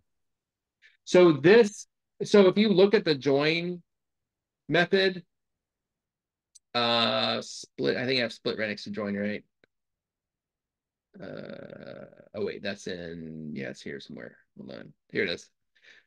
So um when you it's the only one that looks backwards whenever you're like whenever you're using it, but um you're joining the list of strings into a single string using the current string as a separator. So this is your like separator, if you will. So if I were to put like in this example, right? So I have let me find where I even okay, here I can use that right there. Okay, so this split date, right? Now I have split date, and I'm using join here. That's, I need to use split date, so I ran the cell so it would actually run. And then this is my separator, if you will. If if I wanted to put something in between the split date, like a slash or a ampersand, right? This is the separator I want to join this list on. So when I do this, it becomes one string, but now the separator is in between those items. If you just use an empty string like that, then it'll just mash it all together.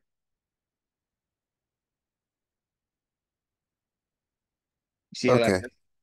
So Yeah. that's it just looks backwards, but it's just the way, I mean, if you think about it, you're defining the separator and then you're joining the list you're putting together is the parameter put into the join method. So you So start do you even need it? Like, can you delete it and still hit join and split date? like that. Or you put a period, I guess. But yeah. You need to have a Okay. separator. So you need to find something as a separator. So that's what the empty string Okay. is. Yeah. Got And you. I've always done this. Let me see. Hold on. I think that's the same thing. Yeah, it's the same exact thing. I've always put a parentheses around it. Um, Okay. but you don't have to. It just needs to be a separator.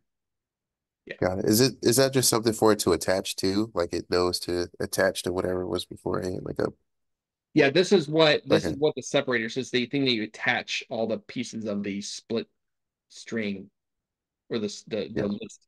That's what it's the separator then. Okay, I got you. I got you. Yeah. Thanks. Yep. So it looks like that worked. So yeah, we now have I think that was the end of it. So we now have a list of coordinates with the decimal point in the right spot. So how you said earlier, we wanted to maintain that it's ordered. Mhm. If we wanted to put those all into tuples, is that something we could do right now, or is that a little too convoluted? I mean, that's gonna be the next step. So, right here, using coordinate results, combine them into I tuples. see. I see. Yeah, that's gonna we're gonna solve that next. But we're gonna take a break.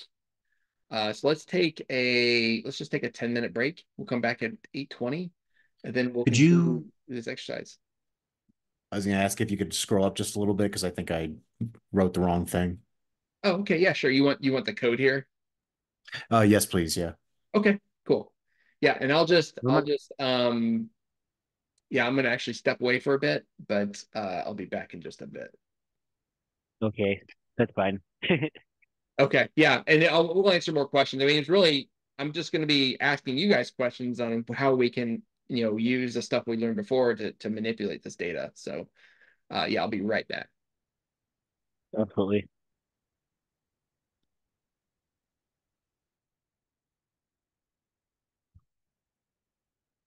I'm gonna be honest. I know we watched as he wrote that out, and we helped give like an explanation of what to look for, but that still looked like magic.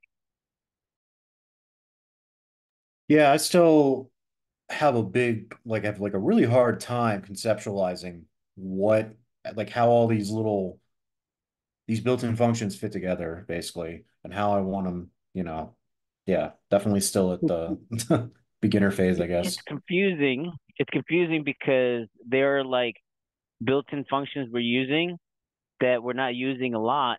So like in this loop where he did the second set of loop for the actual character, like that still kind of throws me off, even though we named it like character CHAR. I want to see if we could do something different than this. Like another example that would like we would be able to use because that's what we're creating that actual variable name. So it's like, can we do that for anything to say, okay, cool, if we're using uh letters, and say, okay, cool, we have a sentence and we want to replace periods in that sentence with exclamation points, different types of things. Because you're right, it's difficult to conceptualize it until you see it a few times, and it just this looked like magic still, even though we went through it all together. Yeah, Yeah. the more I see that the problem's done, like it's starting to like little pieces are clicking as he's going through each problem.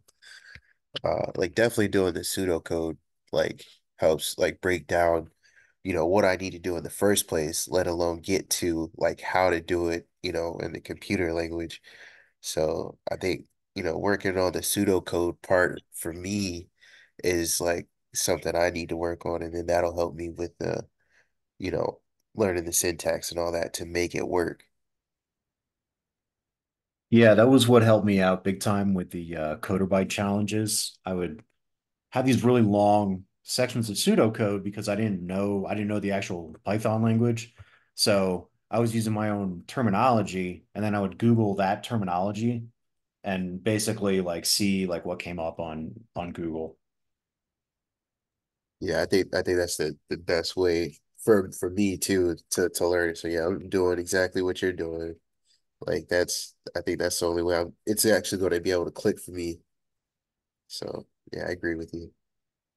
If I may interject, I am extremely relieved. All the problems you guys are explaining, I'm like, oh, it's not just me. Like, thank goodness. Like, like Yeah, there's it's this. Yeah. I Yeah. think Jose mentioned this earlier. Where like following along, easy, cool. I'm understanding. It's all really understandable. And then you get to it. You're like, all right, how do I do this? And you're like, oh my God, I'm just stuck yeah, here at Yeah. step one. Staring at the everything just screen for an flushes hour. out. Yeah, yeah. Damn, dude. It is a I definite challenge trying to force your monkey brain to do these to work this way. It's challenging, man. For Right? real. You just yeah, want to hit everything with a rock. I mean, yes, And, yes, and all yes. you're thinking is, am I that dumb that I can't just Yes, put words absolutely, together? absolutely. It's And just that's the words. reason why I signed up for Code Wars yesterday, and I was like, cool. The easiest one is supposed to be removing exclamation marks. We've done that already, Yeah. So like when I got to that, I was like, gosh, I feel like such a fool because I can do this. I know how to do this. And then I had to come back and be like, we're removing exclamation marks. How do we do that? Bro, Yeah, it's a struggle.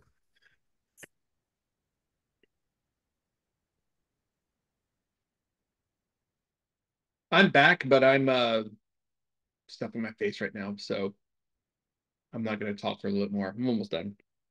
My wife brought home Chinese food and I smelled it. I was like, that smells good. I'm gonna use this break to grab some.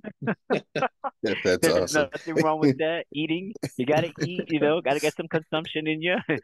I just can't do it on camera, so I'll just stay off camera for a bit. No, that's fine. That's fine. I understand that.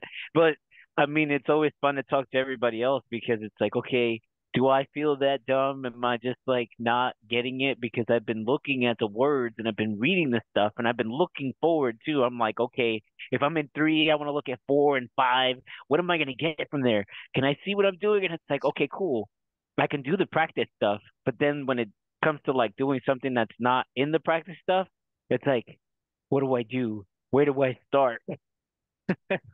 Yeah, that was the hardest thing for me too when I was learning, and it's just repetition, doing this over and over again. And I felt like a lot of the examples I got weren't really realistic, so I wanted to use stuff that's a little more realistic now, where like this could be a real problem you have. Like, let's say, when I was working with NGA, we were dealing with geospatial stuff all the time. So coordinates are just the thing you work with all the time. I figured why not just bring a, I wrote a Python script, just build fake coordinates. And then I just added spaces to some of them. That's how I built this problem. And then, and I was like, this is perfect for like intro to really just kind of scrub this down and use the methods that we learned before to split it up and put it all together. And so we already finished the first part. We got our coordinates. Now they have the decimal point in them.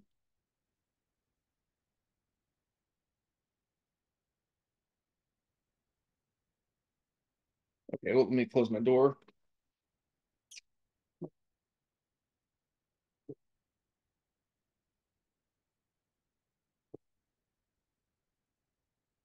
Had to kick my dog out as he whines. So, all right, so we have our coordinates. Now we want to use those results, and we want to combine the adjacent latitudes and longitudes into tuple coordinate pairs. And so the result should look like that. So just on down list, we'll have a list with now tuple coordinate pairs. And we want to save the resulting list into a new list. Okay, so let's remove that line here. So now we know the result is the name of the list. So using that result, so here we have result. We just want to print it again to see it. There it is. Yeah, it looks good. So we can clear our outputs here.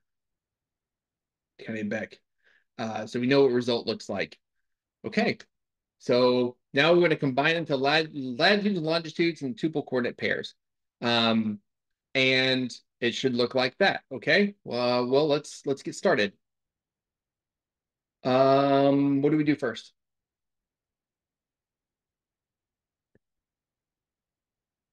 We can just. I honestly want to look back and see what our result looks like without needing to be combined like that. Because in my brain now, I think that we should be storing the north south coordinates a certain way as opposed to just having them all one complete list.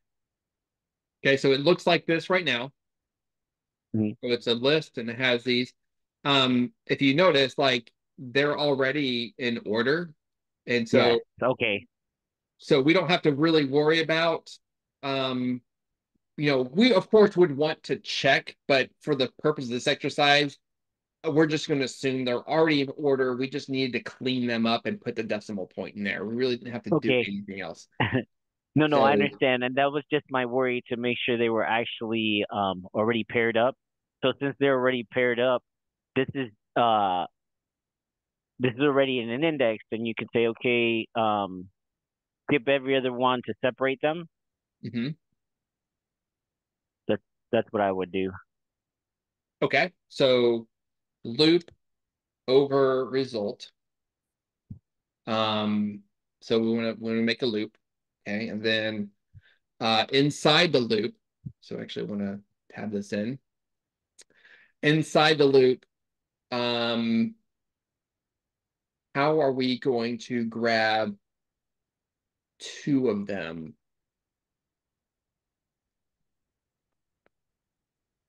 I guess actually first we want to make, because this is new list, so save the resulting list into a new list. So let's call it new result or paired. Let's call it paired chords. That sounds like a good name for a new list that's going to contain tuple coordinate pairs. That sounds great, actually. That's a perfect name. So we're going to look over the result. I want a pseudocode. I don't want to put that there yet. So make a new list called paired chords. I started coding without doing my pseudocode first, which is usually what I do. But for the purposes of this class, we're going to definitely do our pseudocoding first, kind of come up with a plan, think about all our methods. So now we're going to loop over the result, and we want to do something. We want to grab two of them and kind of put them into a new, like, I guess a new tuple, right? Do I want to make the tuple first? So make like an empty tuple and then like append the items into the tuple maybe? Yes. Yes, but I'm looking for where you would take in oh it's the string the slicing a string up. Wait, what do you mean slicing a string up? So if we're gonna take every other set of coordinates, you can slice the string by saying what the start and stop is, correct? And you can step that. Oh, you're saying like when we loop, we can use a step? We can. We can use like a range. So we can use like the range. Uh, Um, and we can use that to like step over. I don't know if we need to dive into the individual strings already because they've already been manipulated and we've added decimal point. We're not going into the actual strings themselves. We're just trying to group every other item. It's like we want to group these two into a tuple, and then we want to group these two into a tuple, and then we want to group these two into a tuple. I don't think we need to go into the individual strings themselves.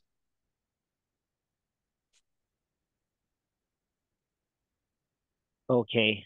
So I am confused now, and I will be honest because what I was looking for, like I put in the chat, and using something like that, but not that exactly. You take those two sets of coordinates and then split them apart, and then put them back into your actual your new list Oh, split. That's what I was saying. And that's why I say it's kind of confusing because I'm trying to understand where you're headed because I kind of have an idea in my brain, but I'm trying to like understand what you're trying to get at because, like I said, I'm slightly confused. so what you're trying to do, yeah, you don't want to do that. So when we're looping, remember, so we're looping over this entire list. And so when we do, though, every item loop over is going to be a string as a whole. So this will be item in our loop, this whole thing. And so if we needed to go in here and do something, we could, like we did here. We dove into each character here and actually split it up, put our decimal point in, we put it back together, and then we got our result.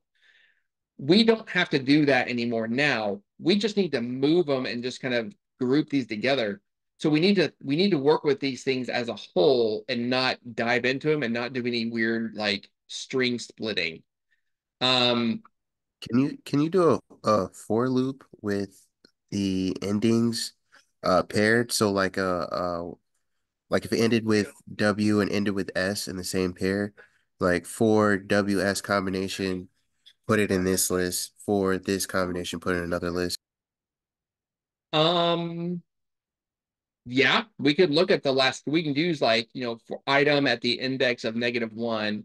And if it's in south north and on the next one, if it's, WE, then pair them together. Um, but like I said they're already in order. So we may have a simpler approach that we could use to make sure we have them together. Do you think maybe we can use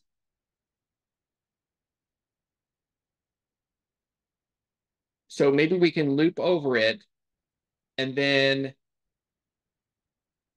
let's make another list, right? Because I kind of you can totally ask for lifeline. So initially I said, hey, can I just make an empty tuple, maybe append things to that tuple so we can use that?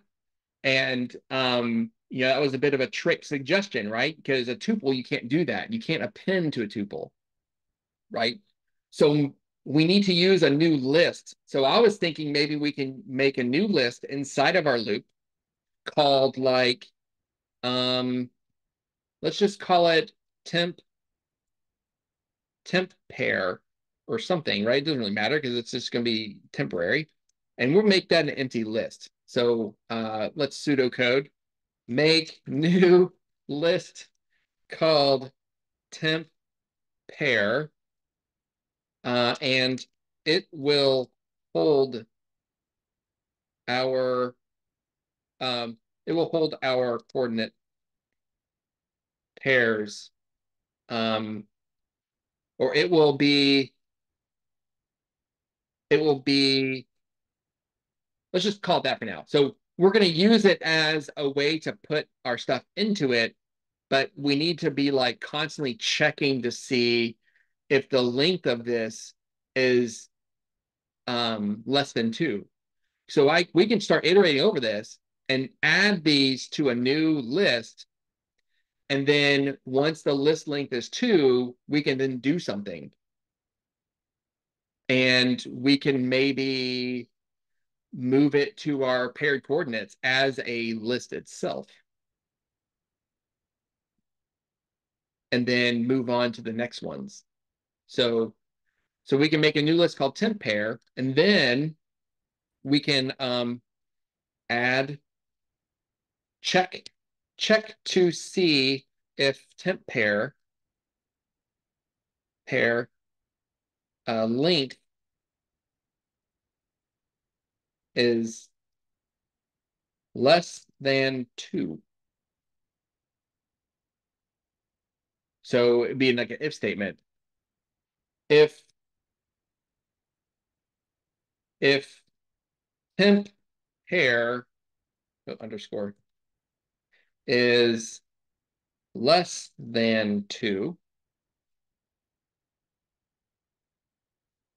then we want to add coordinate to temp pair. So what I'm going for here is I'm making a new list, and it's going to be like an empty holding list while I'm inside my loop. So I'm going to start looping, and the first time loop runs, it's going to check temp pair and say, well, temp pair is empty. Well, then add this to that, append it to temp pair, and then it'll be done. And then it's going to go to the next iteration. And in that loop, I'm going to check temp pair, and my length will be 1. So it's going to check that one, and it's going to add this one to it, and then it'll be length 2. And then I want to do something after it's 2. I will probably need to move this out of the loop, though, and there's a reason why. So I probably need to make this here. And then I'll need to do something with temp pair inside the loop. Is anybody completely lost of where I'm going with this? So I was with you all the way to the second where you moved temp pair out and said you want to do something with temp pair, because now I'm thinking you're using that value of less than 2, which is that index value, to move that information out. But how do you stay less than 2 in the complete list? Because I feel confused in trying to understand how we change the list to make it so that 2 goes all the way to the end of the entire list.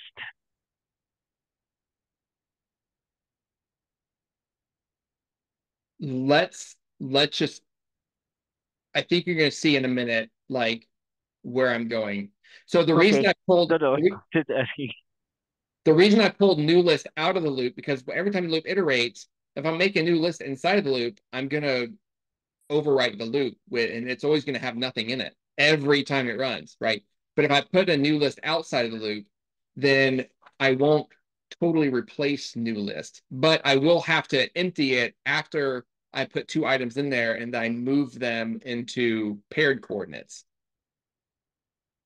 So what I'm thinking of doing is I loop over my result, and then I'm going to start adding them to a temporary holding list, right? Which is called the temp pair.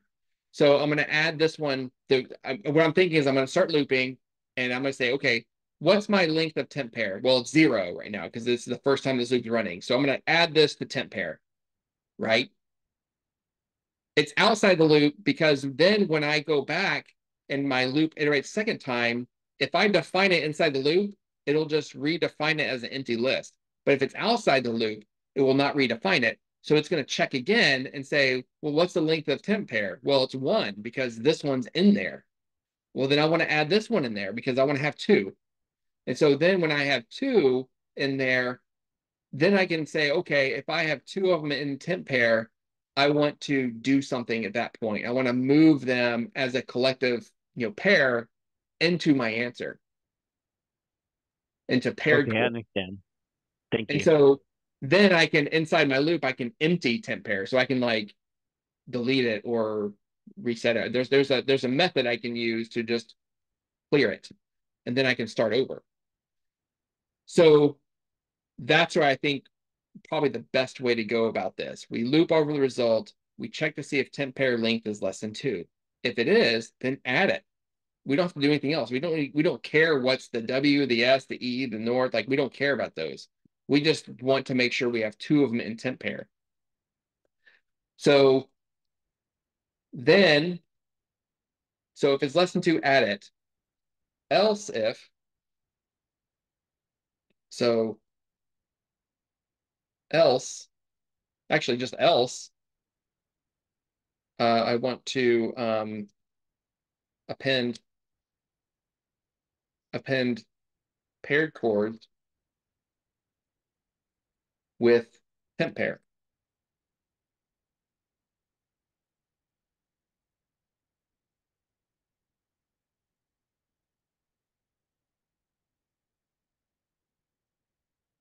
So again, I started coding again, darn it.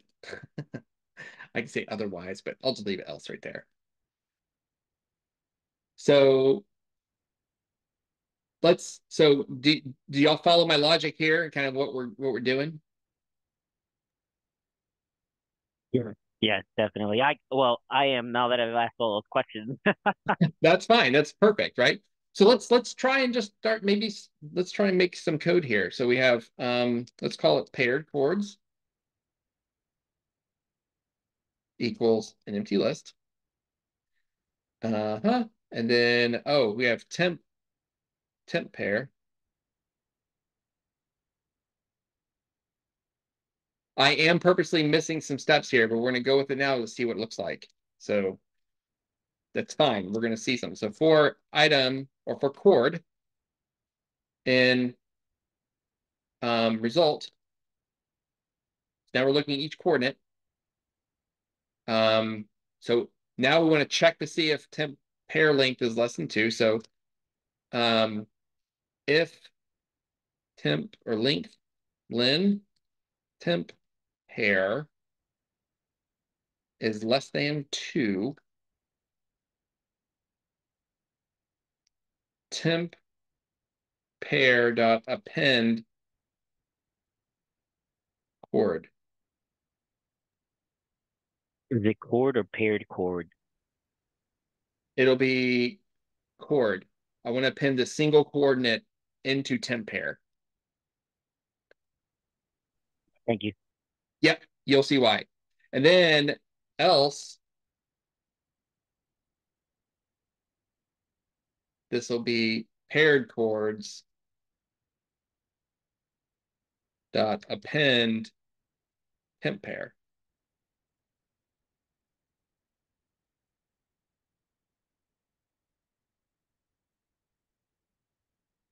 So once it equals 2, append chord. Otherwise, paired chords append temp pair. This is probably a good first stab. Not going to work, but that's fine. We'll at least get a good first stab at it, right? We can kind of see what's happening. So we take a look at it. We're like, okay, yeah, it looks pretty good. Let's see what happens. Let's go ahead and print after we append it. Let's see what happens with chord. So print. We can say this is temp pair. Geez Louise. All right, is temp pair.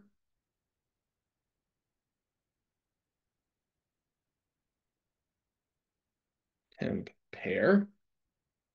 Cool. So we can print it and see what's happening.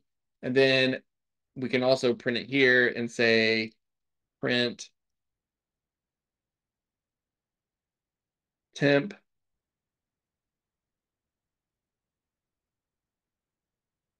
pair is now at least two items long. And then I can print it here. Okay. Let's see what happens when we run this. Okay. So it looks like it started working. It's like this is temp pair, and that's 0.1251s, and that is the first one. We got it there. And then this is temp pair. Now it has two items in there. So that's sweet. That's what I want. And then temp pair is now at least two items long, and it keeps it blah, blah, blah, blah, blah, all the way down. Okay, so it's not working as we intended, but we're getting there. This is the beauty of using print statements in a script as you're troubleshooting. There's other ways. There's debugging. You can write these little red dots on here. You add breakpoints where you can stop the script at the breakpoint and then check to see what your variables are. I just always grew up using print statements, and I still do when I code. So it's probably I need to probably get in here and just dive into. I know how it works. I'm not used to using it. So you can do that too. You can add breakpoints in these cells. So at least I'm getting there, but I'm also definitely not there because it looks like it's just stopping and then just keeps it in there, and I don't know what's happening otherwise. And it looks like I'm supposed to append it to paired chords. So what does paired chords look like? Maybe I can look at it after the for loop is done. Paired chords and see what that looks like. Let me go ahead and comment these out because I don't want to see those because there's going to.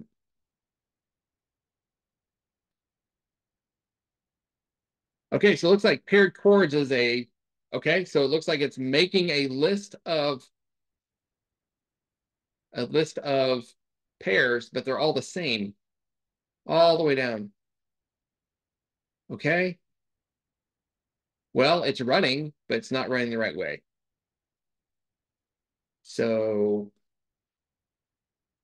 let's break this down. Let's take a look at how it's working. So again, when we first iterate, it adds one of them, and then it's done. It adds the next one. So it does get to the second one. But after that point, like it just prints now it's two items long. It just keeps doing that over and over again. And then it just keeps appending that same temp pair over and over and over again because temp pair is never being changed once it gets added by the loop, the first two items. So we need to figure out how we're going to change the coordinates in temp pair. Have a good one, Victoria. That's what I was asking earlier. When you did that, temp pair is less than two. That's what I was asking. How do you get rid of items in your list to say, hey, okay, step to the next set of pairs? If I may, I'm assuming in the else statement, why don't we just clear temp pair, and then that should do it, right? Yep. That's what I just do. I just redefine it as empty string. You can also, yeah, I think temp pair dot clear. Yep, that's another way. Let's use the right method, the method we learned, which is temp pair dot clear. You'll see a lot of times people just redefine as empty string. Either way works. So, yeah. So temp pair dot clear. Okay. Let's see what happens now. Now that we cleared it, after we have two items long, we append it, then we clear it.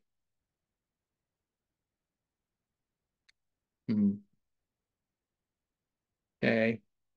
That didn't work either. Looks like it got to all the way to the end.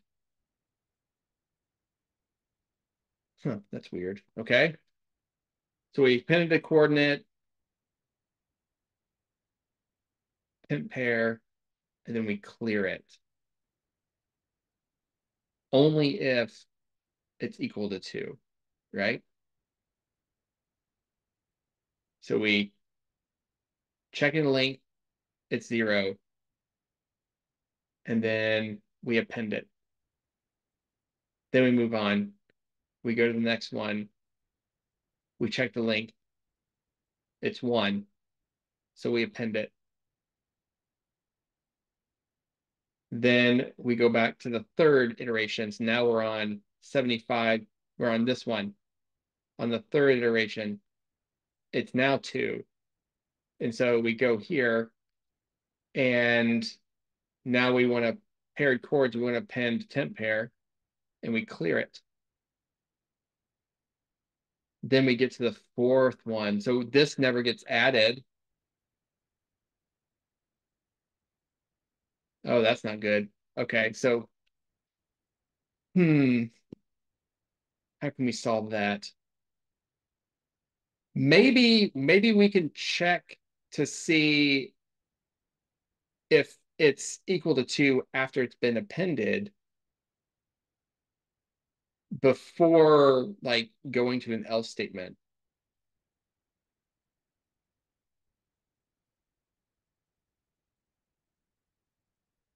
Did y'all follow what I was saying when I say it goes to the third one, and all of a sudden, like, it doesn't do anything with this one. It's now over 2, and it moves those, but then it like resets it and then goes to the next iteration. Like, you totally skip the third one.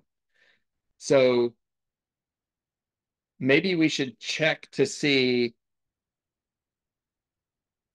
if len temp pair equals 2, then we do that.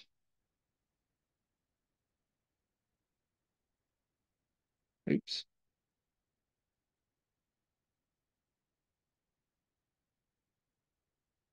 Let's not highlight before we tab. There we go. And then clear it here.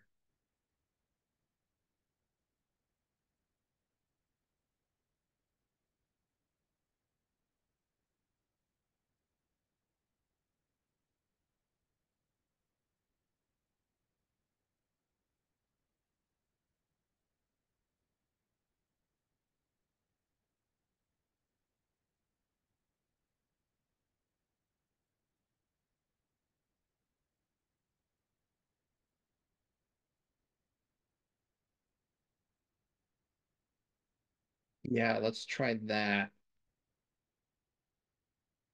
Any questions so far as to what we're doing with this logic here? Can y'all follow along? So here on line 13, I'm saying, hey, if it's less than 2, so we go back to iterating over this list. The first iteration, temp pair is empty. It's going to check to see if it's less than 2. It is. So it's going to go in here and append coordinate. And then it's going to say, is the length of now temp, now that you've appended something, is it equal to 2? No, because it's only equal to 1. So then it's going to go to this next one here. And it's going to say, okay, well, it's gonna say, okay, well, is it less than 2? Yes, it's 1. Okay, well, append it now. So we're gonna append it, and now we have 2. So it's gonna go to this nested if statement and say, is the length of temp pair equal to 2? Yes, it is. So I want to append paired chords with temp pair. And then I want to clear it. And then it's going to go to the next one. And then it's going to go back up, and we're going to check for the third one. Let's try that, see what happens. Oh, goodness gracious. Now it's empty lists.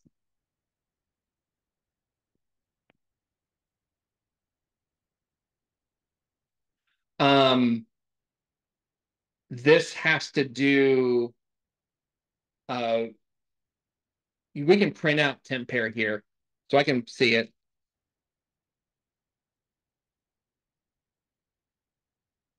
Right there. we have all of our pairs.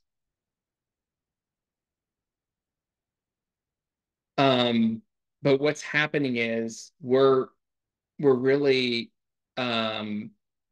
making a copy of temp pair into paired chords. And then when we clear it from temp pair, we're clearing the copy too, because when you like copy a list over, if you make a copy, let's say you have a list and you say, well, I want to make my new variable equal to the same variable, this list, you're not really making a complete copy of that. What you're doing is you're making a shallow copy. And in Python, it's just a pointer to another variable. So if you have a new variable that's pointing to an old variable you built it off of, if you delete the old variable, the new variable gets deleted too. This is it's a minor, like it's really weird, but it just helps save memory and everything else with programming languages, and all the languages do it. And so you have to make like a deep copy of it, where you basically make a new memory location of the data, where when you delete the old data, it will not delete the new data.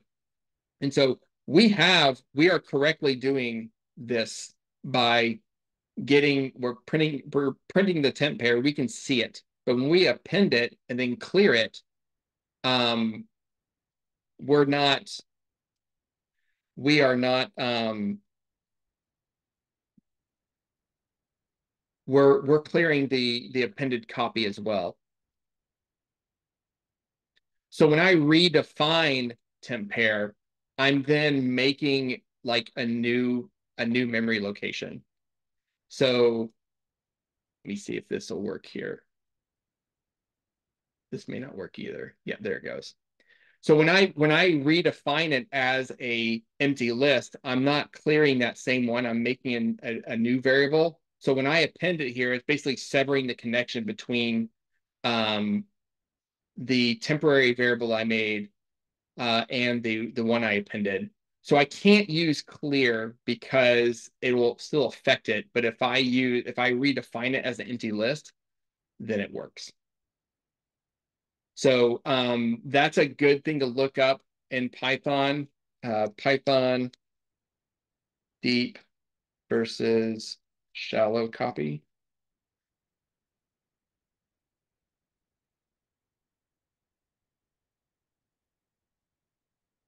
Let's find out. I think real Python is a good one.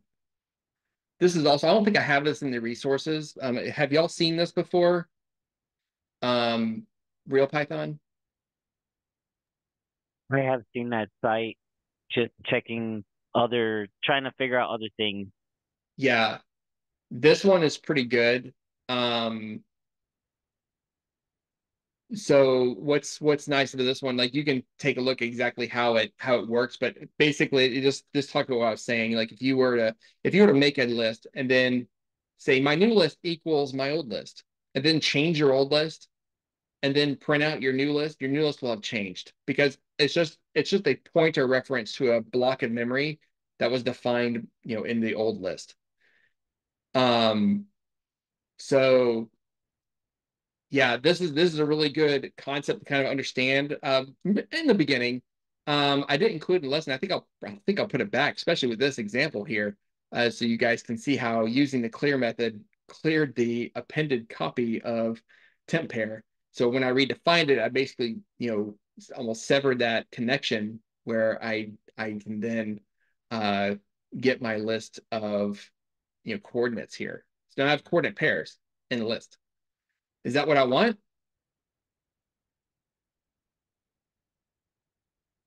So combine adjacent latitudes, longitudes, and tuple coordinate pairs.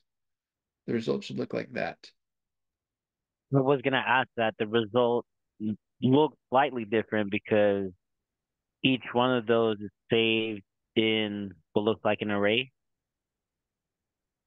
Right. I want tuples. I don't want lists.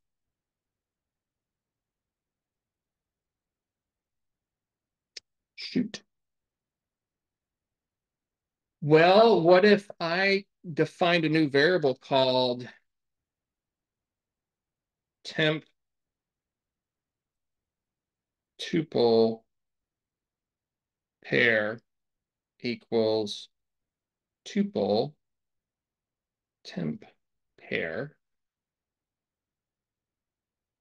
temp tuple pair,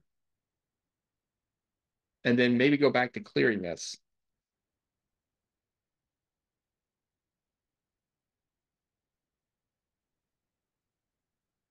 Here we go.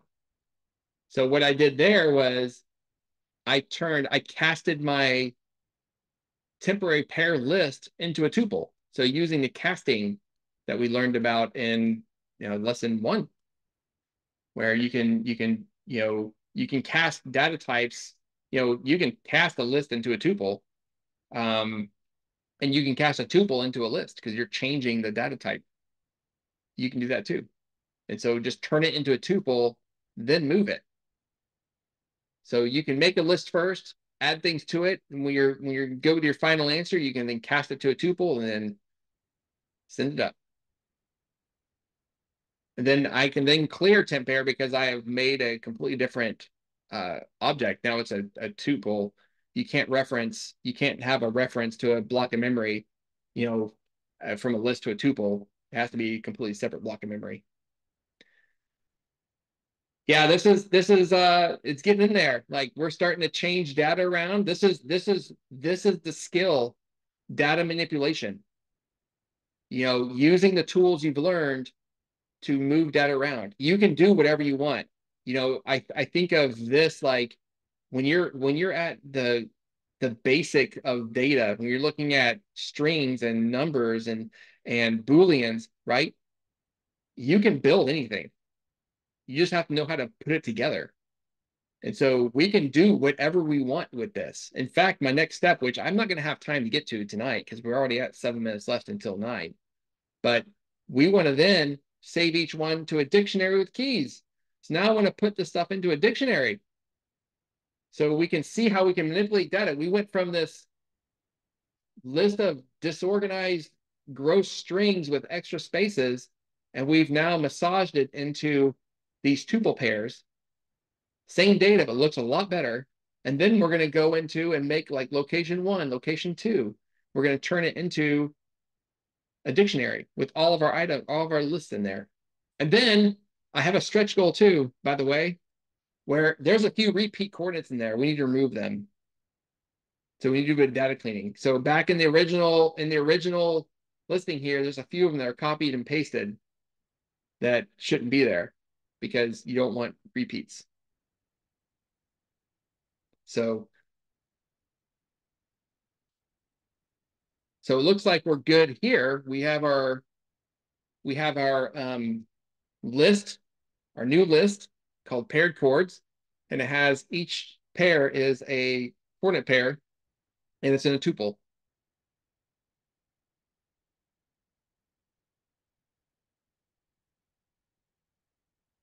Any questions on this so far?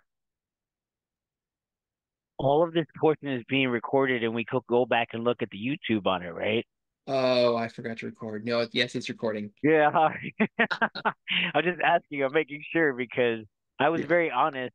Even though like we've done everything together and we've like provided input and everything, it still kind of looked like magic. And I have to look at it a few times because for me, I literally have to do where it's like, okay, I looked at it and then I have to do it a few times myself and I have to go back again and make sure I'm looking at it right so that I can kind of like deconstruct it.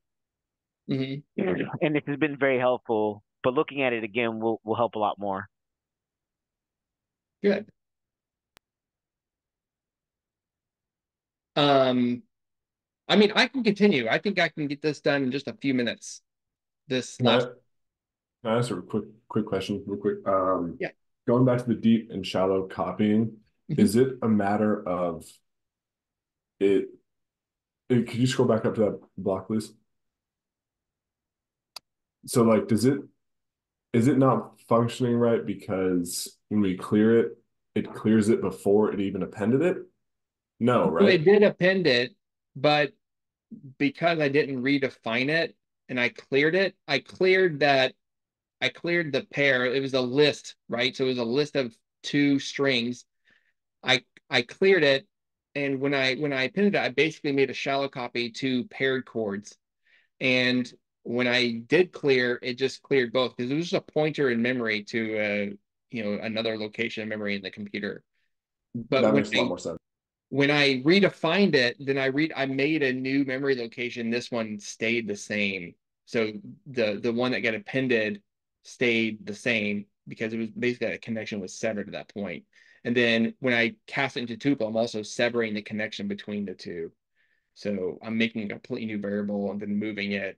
And because of the tuple, it can't be changed. So A perfect explanation. Thanks. yep. And so here, now I want to make a dictionary. So I'm not really going to go into explanation. I'm just going to kind of do it because we're running low on time. But I think this was the end of the lesson. And so we have some assignments too you can look at. And we can go over these on Monday as well. So give you some time. By the way, I will be checking chat. So if you have questions on assignments, on anything else, feel free to ask. I encourage other students to answer as you know. But this is where the communication class can really benefit, especially these longer breaks between courses. We're going all the way to Monday. You have a lot of time to look at it and still bump up your skills looking at the recordings and everything else. So we have a list of tuples now, and we just need to add it to a dictionary. So I can just make first a new dictionary, right? So chord dictionary equals a dictionary. So I can use the dictionary method, or I can just do empty curly braces. That will be a dictionary. Okay. And now all I need to do, I think, is just loop over this list and add them. Because if it looks here, it says I need to add it to a location 1 and then boom. And then I make location 2. So I don't want to type location 1, 2, 3, 4, 5, 6 all the way down, right? I can use a loop to do that. I can have a loop do the counting for me. And I'm going to throw in some F strings in there, and I'm using indexes. But let me show you how I do it. So I can say, okay, for I and then chord or pair, let's call it pair, and enumerate, I think, what was it called again? What was my final result called? Paired chords. So paired chords. I want to say chord dictionary dot update. So update, you can add items to a dictionary as long as what you're updating with is a dictionary. So I can make a dictionary inside of these parentheses with the information I have right here.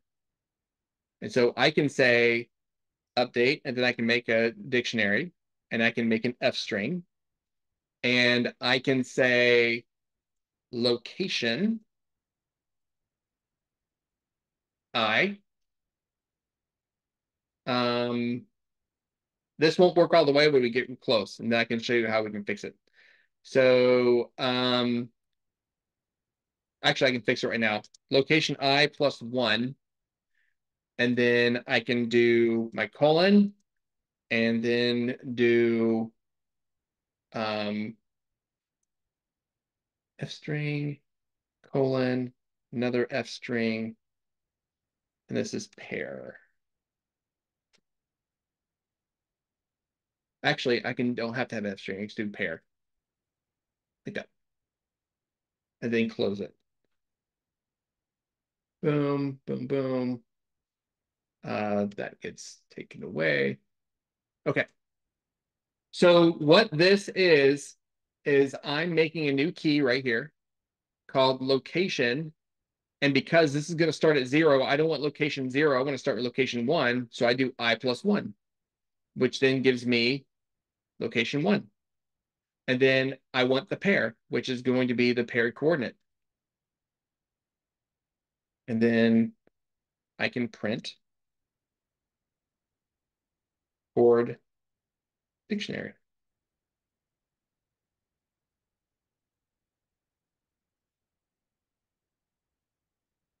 There it is.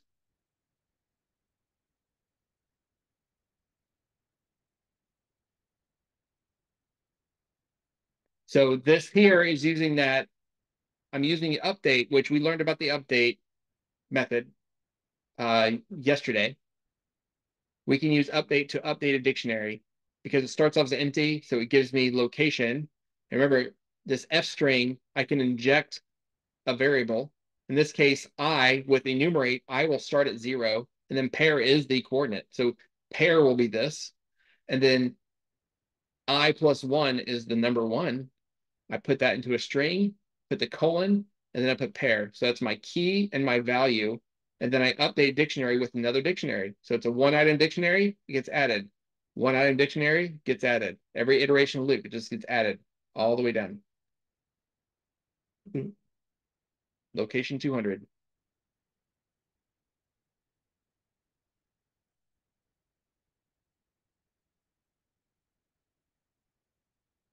Any questions? We're a little over, but that's okay. So I understand you did it this way just for the sake of time. I probably message in the Slack chat to see how, or I'm gonna try this today to see if I can get the same thing, and Okay. then I'll probably ask the comparisons between how I got it and how this was done. Okay. Yeah. And you don't have to do it this way. You can try other ways too. Try a different for loop, or, maybe not using update, but use another way to do it. There's all sorts of ways. This is a pretty concise way to do it, how I would do it when I'm going through and looking at some, putting things into a dictionary. But now I have a dictionary with keys, and I can use these keys to locate these coordinate pairs. So we turned this mess of a thing into that. That's data manipulation 101 right there. And it's using all the different tools that we had. And we'll have more practice in our mini projects doing the same stuff. So I hope this makes you a little more comfortable, and then you can use this in your challenges. There are 4 assignments too, so you have the weekend to do these. FizzBuzz is a very common coding exercise, interview question. Really just into the fundamentals of using loops and if statements. So that one's a fun to do, and then they're all pretty good. So if you yeah, so that's it. We have loops. It's a pretty important this is a pretty important lesson. And then really just using it to massage data structures and using our all the different methods from all the other lessons to come to the final result. And then you can also do the stretch goal too. So you can do that. You can talk about the stretch goal in the chat. But yeah, thanks for attending. I really enjoy teaching this stuff, and I like to see light bulbs go on. So super happy you guys stuck around. So, and I'm glad it was helpful. Yeah, that's great. So, yep, Code Wars is good. But yeah, I'll see everybody Monday, all right?